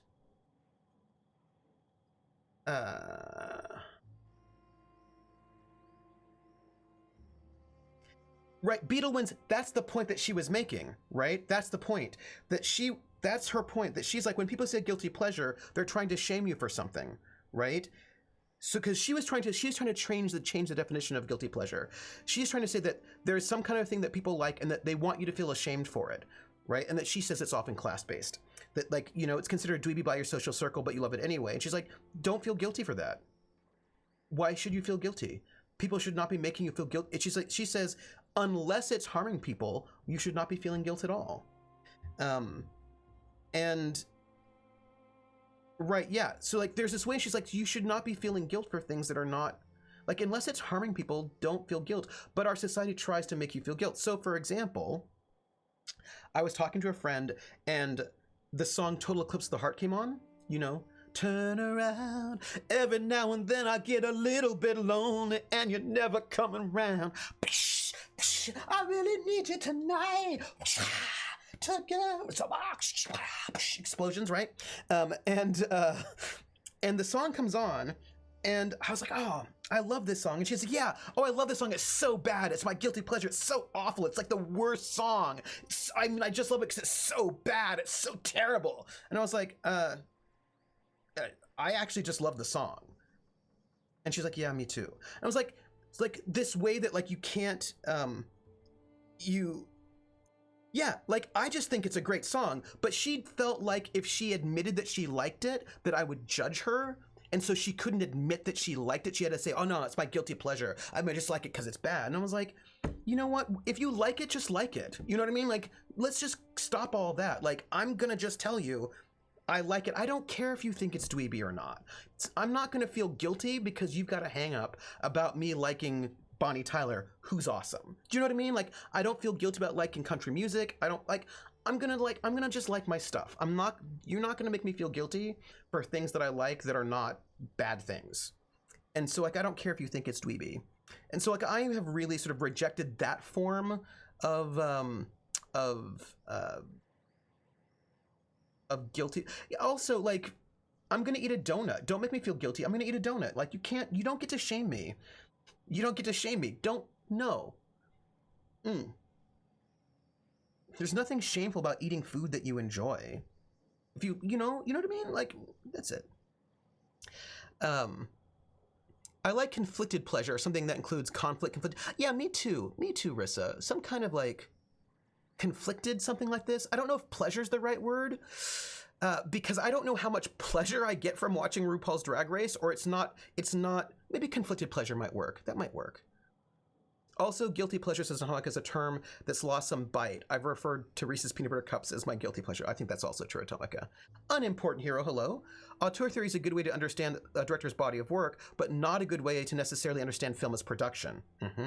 Even Andre Bazin, probably the critic who brought auteur theory to the world outside of France, said it was only a strong theory so long as it did not become an excuse for building personality cults around directors. But unimportant hero, as you know, that's exactly what we do.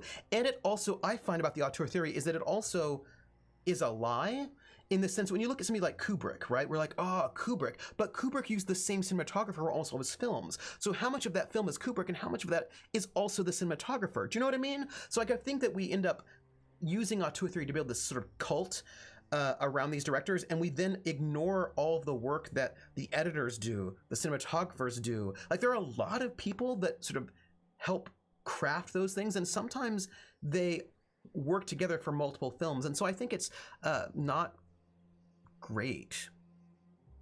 Yeah. So all hail the cult of Kojima. Yeah.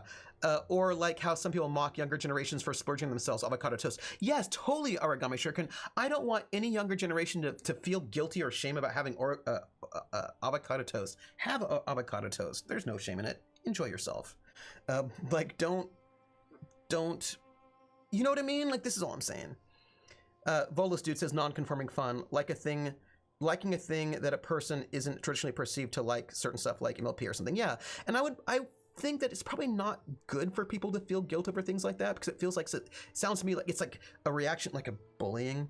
For me, my guilty conflicted pleasure is a rapper called NF. I hate rap usually, but NF speaks to me in ways others don't, and it's definitely out of my personal norms. But then if like, don't feel guilt about it, just enjoy it. That thing you like, just enjoy NF. If you like it, you like it. Like, you know, unless there's something bad going on, then like, own your stuff. Origami says it's actually healthy to treat yourself sometimes, I think, and I think that's true. So here's the thing about Woody Allen movies. I cannot enjoy them. Like Scabby Neck says, growing up nerdy relieved me of that hang up. Me too. Didn't they use her songs for Tanz der Vampire? Tanz der Vampire was written by the guy that wrote her stuff. Well, not all of her stuff, but that album. Faster Than the Speed of Night is the album that was produced by, what's his face?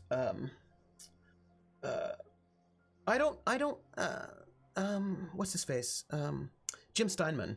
He also produced Bad Out of Hell by Meatloaf. So that's the guy, it's the producer who did that. So whenever we're taking, well, if you're talking Lyle Lovett, okay, but if you're talking Billy Ray Cyrus, well, I just say love your stuff. We're going to have to come up with a way of describing something we love when we learn that the actor, creator, musician is not a good person. Happening, wait, that seems like a different thing, right? That's another one. Oh, lost some bite. I remember being in a car with my friends, listening to my playlist, and then Till All Are One by Stan Bush, and also the Transformers '89 movie theme. And my friends were all laughing at me for a couple of seconds, and we started rocking out. We should maybe just own our stuff more. Also, says the actors do a lot of the work too. They do a lot of that work. Sorry about splash. No, avocado is good. Sorry for splashing out of avocado toast. You're pricing out the housing market, so let me get a luxury. Yeah, there's nothing wrong. Lucas made 3 great films working with teams his production company forced him to. And then he was free to work with the team he wanted and who felt no ability to counter him. And we got 3 mediocre at best films instead. Yes, like Star Wars is not just Lucas. It's also like a bunch of other people. And like, I think it's important to recognize the collaborative nature of things like film, which is sometimes different from like a book. Atomica, you have a beautiful story involving Kubrick. Share. I'd like those Woody Allen movies if that nervous fellow wasn't in all of them. Yeah, right? So the thing about Woody Allen films is that they're kind of gross. And I don't enjoy them. I feel like, yeah, they're kind of gross. He's all in them being gross, dating 18-year-olds, and he's like 142, and it's gross. So I have a really hard time enjoying them. Yeah. Now, I feel like it's a little bit different when like it's because he's so central to those films. Do you know what I mean? And also, I don't want to give him money. So that is just like off the table for me because I don't want to give him money, and I don't want to tell Hollywood that I'm totally cool with him. So I just don't. I don't. So there are some people for whom they're able to obscure their grossness a little bit more. I find that Woody Allen cannot so much, though. That Thing You Like says, yeah, I don't feel guilty about it. It's just that it's different for me, and I think the innate getting of something being different about yourself subconsciously makes you uncomfortable. Usually I find it interesting. Like, I really like that first album of Suicidal Tendencies, and most people would not assume that about me, but I love that album, and I'm just like, hey, I can be multifaceted. Woody Allen is a horrible human, and it helps that his neurotic exaggeration of nervousness is totally repugnant to me. Yes, right. So basically, what's going on with ODS? That one I don't really worry about because it just doesn't work for me. I'd have to really think about. I'd have to really think about some other media. And this is actually a really interesting question that some of my friends and I talk about quite a lot about. Can you like enjoyment, like, and where that comes from? And I think it's really complicated. And I think it's a little bit different based on the different media types. Unimportant Hero says, I do know what you mean. Yeah, all auteur theory should really come down to is why did the director make the choices they make, and are those choices consistent? Sure. And is that interesting? Like, what, that's interesting. who they work with, and maybe less so nowadays that we seem to be moving towards studio as God system again. Oh, that's bad. Is a choice, but that's all. We put way too much weight on auteur theory, although I dare say auteur theory is my guilty pleasure. Oh. And the thing is, I'm interested in directors, but I'm interested in directors in conversation with the cinematographer and the editor and the actors. Like, I'm interested in sort of like, I'm interested in a bit more holistic, which isn't to say that I want to take the director out, just that I want to think about the director as part of a whole. That's all. And it's interesting to me, like, when a director sort of moves to a new cinematographer, what does that mean? Like, we look at Tarantino, but I'd be interested in thinking about what other people are doing in those films. Basically, unimportant here, I'm really interested in actors and how actors can or cannot work within what's going on with a director. Like how, like Klaus Kinski and what's his face?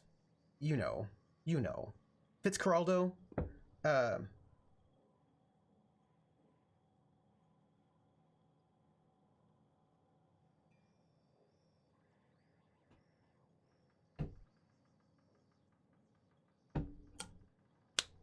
What's his face?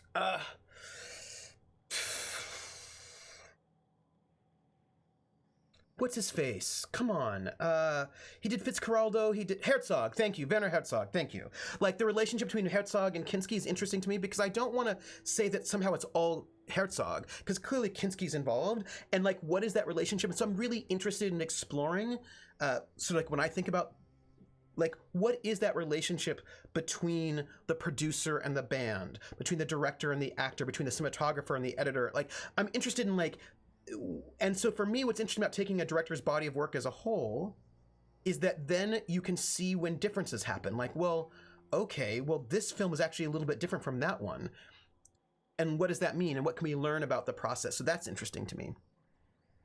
Atomica says, everyone sort of just ripped Spielberg's AI apart as just not his kind of film, and that it was horrible and didn't feel like he had a good handle on the subject matter. The thing is, he was friends with Kubrick, and AI was his film, but he never got to make it. So after he died, Spielberg made it, and he didn't try to make it in his style. He tried to approach it like a Kubrick film.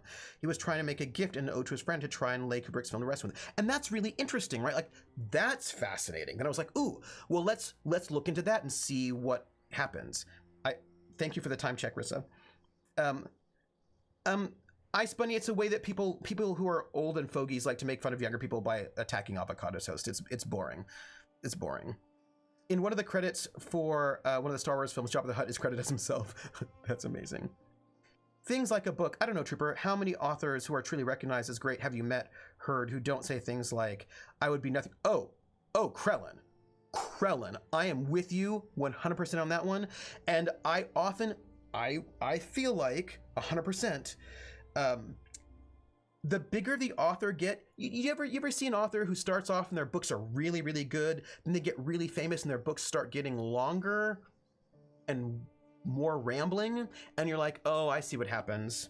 You don't think that someone should edit you anymore, and because you're famous, no one edits you, and they really should.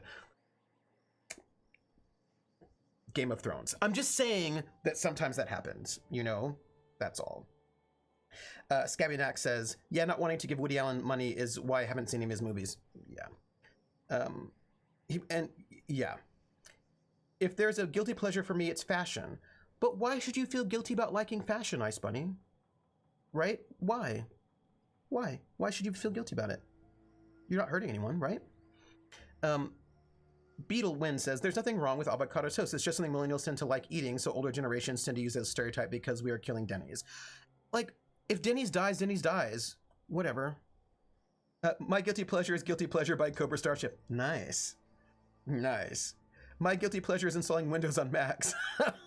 Natalie Portman, the prequels versus Natalie Portman in every other movie at the time in her career. And that has a lot to do with, clearly she's a person who needs a director, right? Like, she's an actor who needs a director, is what it seems to me. That if she does not have a good director, she does not do as well. My fine arts class made me watch Woody Allen movies. Fortunately, I was able to squeak by with a C because my papers on the films were basically well-worded variants of self-loathing cultural character who can't behave himself. You've wasted my time in these classes, shame on you. I think a lot unfortunately, I needed it to finish my degree. I'm so sorry. And I wasn't willing to drop it. Yeah, I think a lot about what films I put in class, what artists I put in class. Like, I think a lot about the fact that when I put music in a class, what am I doing, and do I want my, you know what I mean? Like, I think a lot about, I think as a teacher, you have to be really careful about what you put in your classes and be thoughtful about it, which is not to say that you can't ever play stuff by terrible people, but I really think you have to really think about what you're doing and how much space you're giving someone. Like how awesome all the Toshiro Mifune performances are in Kurosawa films. Yeah, that's really interesting. And that relationship between them becomes really interesting. Love that. Herzog says Vulpes is such an interesting cat, and I love that he shows up acting in more stuff. Herzog showing with the Mandalorian is both the weirdest and the greatest thing. Yeah, ODS George. Yep. You all knew what I was saying. You all knew what I was saying. We all knew what I was saying. Yeah, Denny's is a diner, but it's not. Yeah. You know, well, I mean, it might be healthier than some things. Denny's might be healthier than some things, but less healthy than others. I mean, it's just a chain that millennials are not into right now, which things come and go, whatever. We should own our power to be able to kill business. The fact that someone tries to make fun of us means we are feared. Yeah, look. And people are like, oh, millennials are killing wine or killing this or they're killing... I'm going to close it after I finish this conversation with this person, but I will say this. Nobody's obligated to buy anything they don't want to buy. And it kind of makes me a little bit crazy that people are like, oh, I can't believe that millennials aren't buying XYZ. I was like, if they don't want to buy it, they don't have to buy it. You know what I mean? Like, this, nobody's, like, I am not obligated. I remember somebody's like, oh, you're not going to go and watch a Woody Allen film? I was like, I don't want to. If I don't want to watch it, I don't have to watch it. It's really none of your business. I don't need to watch anything I don't want to watch. I don't need to buy anything I don't want to buy. That's none of your business. That is all I'm going to say about that. Sometimes a teacher should be thoughtful about the students they put in a class. My trans film class was a messy wreck because the feature, also trans, the teacher wanted us to engage on an anonymous forum. Nope. So we could really see how our peers felt about trans people. Nope. As the only trans student in the class that I knew of, it was a wreck. No. Fortunately, I could go toe-to-toe with the secret bigots and subtweet them in class discussions. But Lord, good thing I got an A for... No. See, unimportant hero, that's not... No, I would never... No. I'm sorry. I just would not do that. No.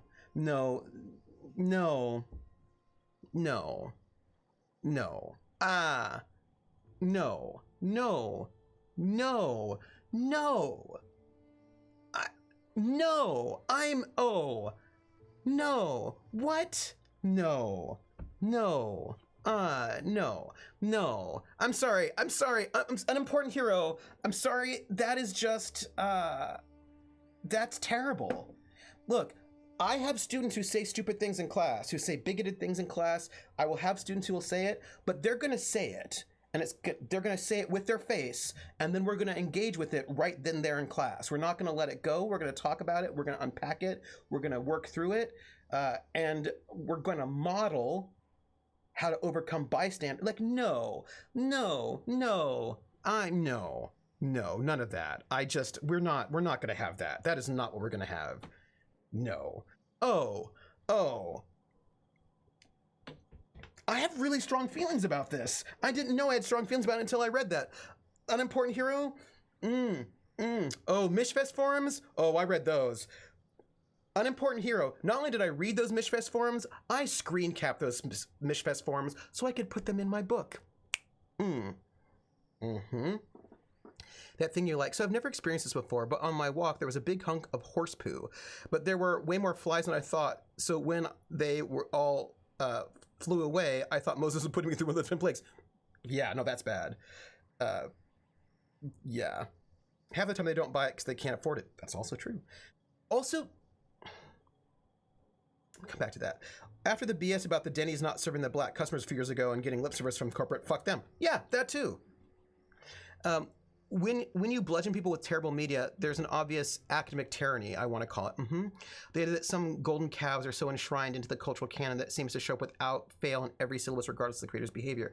Yeah, and especially if you don't even talk about it. Like, even if you don't even talk about it, like, what are you doing? You know what I mean? Like, what are you doing? What are you doing? You should at least be critical of it. Yeah. It was a mess, and I think that's really terrible. I don't think that's responsible behavior.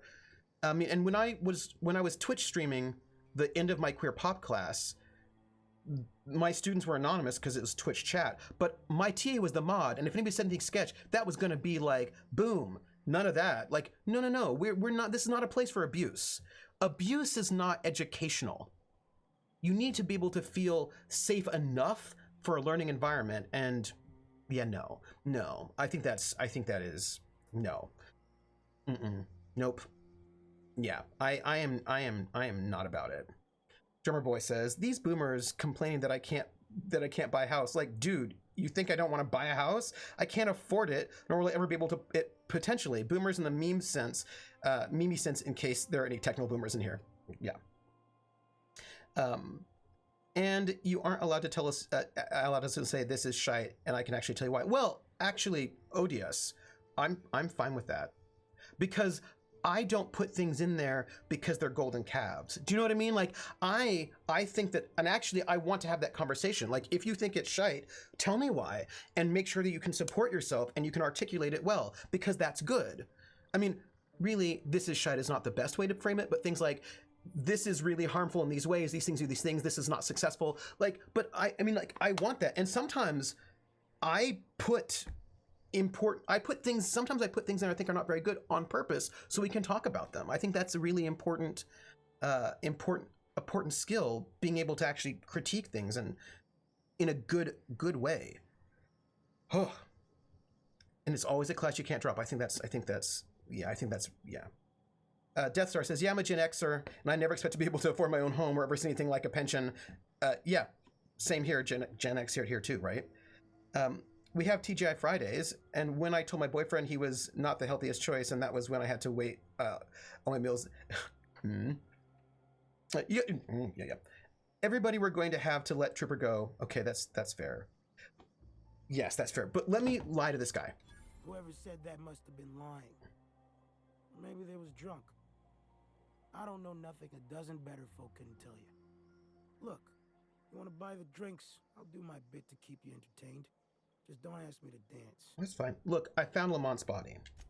You know, a tiny part, a damn stupid part of me hoped he was still out there. I know I'm going to let him go.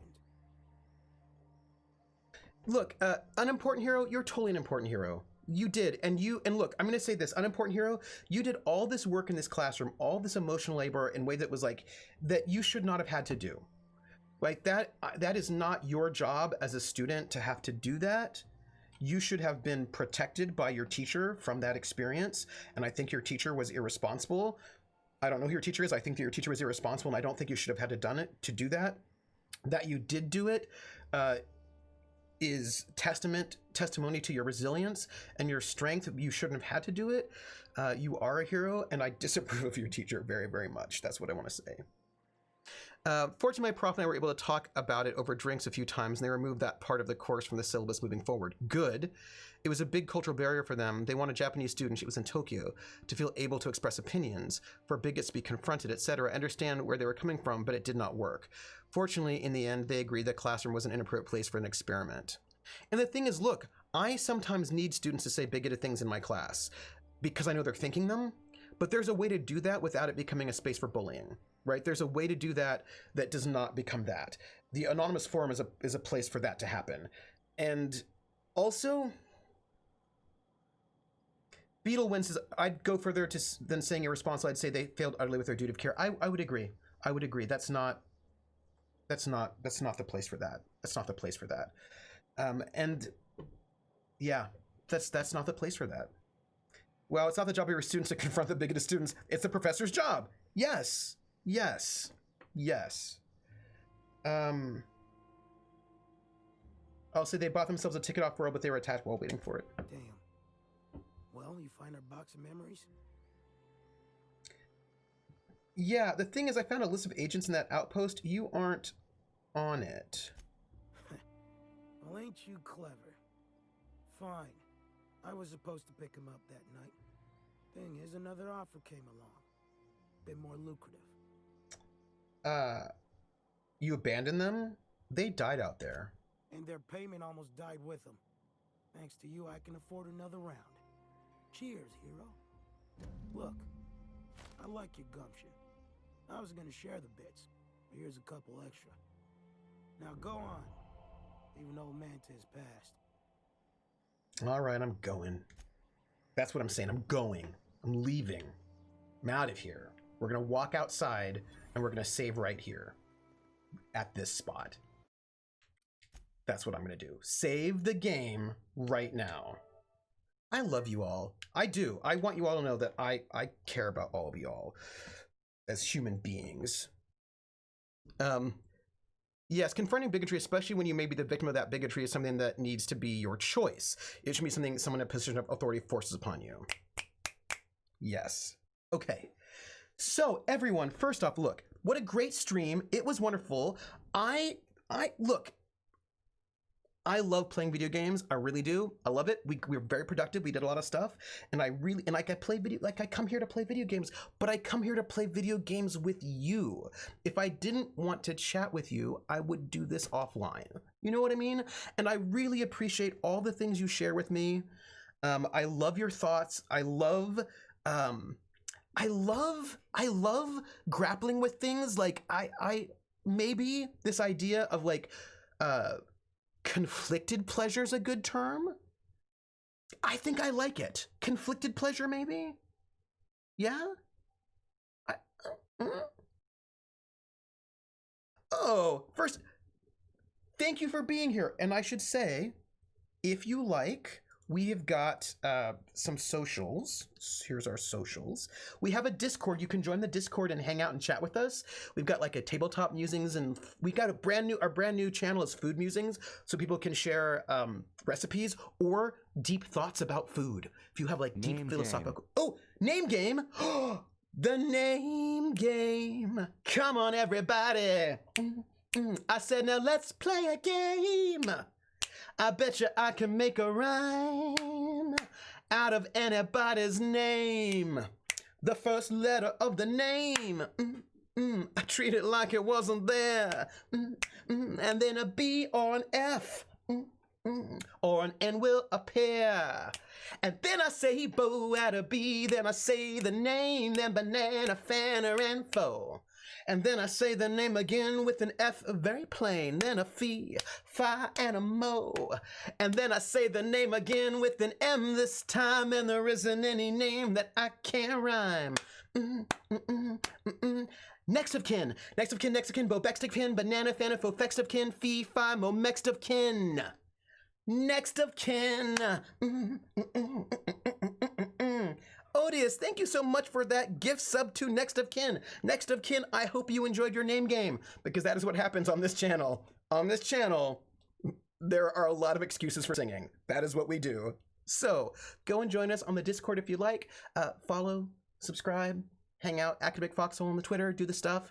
I will see you all. It's Sunday, right? I will see you next Thursday at 6 p.m. here on this channel for the Wander song.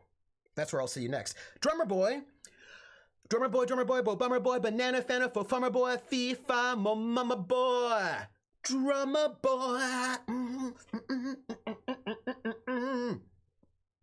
Yes, next week's schedule is Thursday. We have got Wander Song at 6 p.m. Eastern on this channel. No more City of Light and Shadow on Friday, but at 1 p.m. on Friday over at Tales from the Grim will be Aether's Walkway, a cyberpunk RPG tabletop.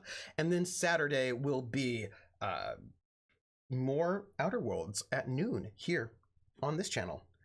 And if I can find time, I'll remake the music for you alerts so you don't get deemed safe. Really? Drummer boy. Let's talk. Let's talk, drummer boy, because then maybe we could, I can, All right, go. All of y'all, drink some water, stretch your legs, take care of yourselves, and I'm gonna. Oh, look, real quick. I'm moving, like July the 7th, 8th, around then, and I'm gonna be doing my regular streams from now until then. And when I move into a place, I'm gonna figure out. We'll be doing some RPGs again. So we have no more RPGs on my stream for the rest of June, but we're gonna, RPGs are coming back on. Oh, math. Remember, I was going to say something math. I did all the math. And thanks to the Patreons from the very beginning when I first started Patreon with like $1, I'm counting the entire Patreon run from the very, very beginning. The entire Patreon run and all the tips and bits that I got during the run of City of Light and Shadows, I only paid $178.46 out of pocket for everything. So thanks to all of your support, I was able to produce that show and pay the cast and the musician and the artist for $178 out of my own pocket. So how about that for coolness? Right? Did I get paid? No, I didn't, but that's fine. But I was able to do that, which means that we're probably in a good space where I get to have I can do the next show, and I'm gonna say, like, I feel like we might get a good season 2 of City of Light and Shadow, maybe in September, I'm thinking. But before we start season 2 of City of Light and Shadow, I do want to run something on something else. Like maybe we'll do Cthulhu Confidential, a little short, sweet Cthulhu Confidential in July, August, something like that. So that's it. Just note things are coming, and I want to thank you all for your support, because you have made it so that I could run a show on my channel, and without you, I don't know what I would do. So thank you. Take care of yourselves, everybody. Bye. Oh, wasn't the finale of City of Light and Shadow amazingly fun? We'll talk about it on Thursday. Okay, bye. Wait, I lied. You know what? We should do it. I lied. I'm back. I'm gonna do a raid. I'm just gonna do a raid. We're gonna do a raid just to be friendly. And then, no, I'm going. I swear I'm going this time. We're gonna do a raid. That's it. We're doing a raid. Hey, good evening. Wolfang, we're gonna do a raid right now, but my raid button's not being exciting. We're gonna do a raid. I need to raid somebody, and then we're going. But I want to share the love. Share the love. Raid channel. Who are we raiding? We are raiding. Somebody's watching me. I always feel that somebody's watching me, and I have no privacy. Whoa, I always feel that somebody's watching me. Tell me, is it just a dream? I know who we're raiding. We're raiding Scraticus.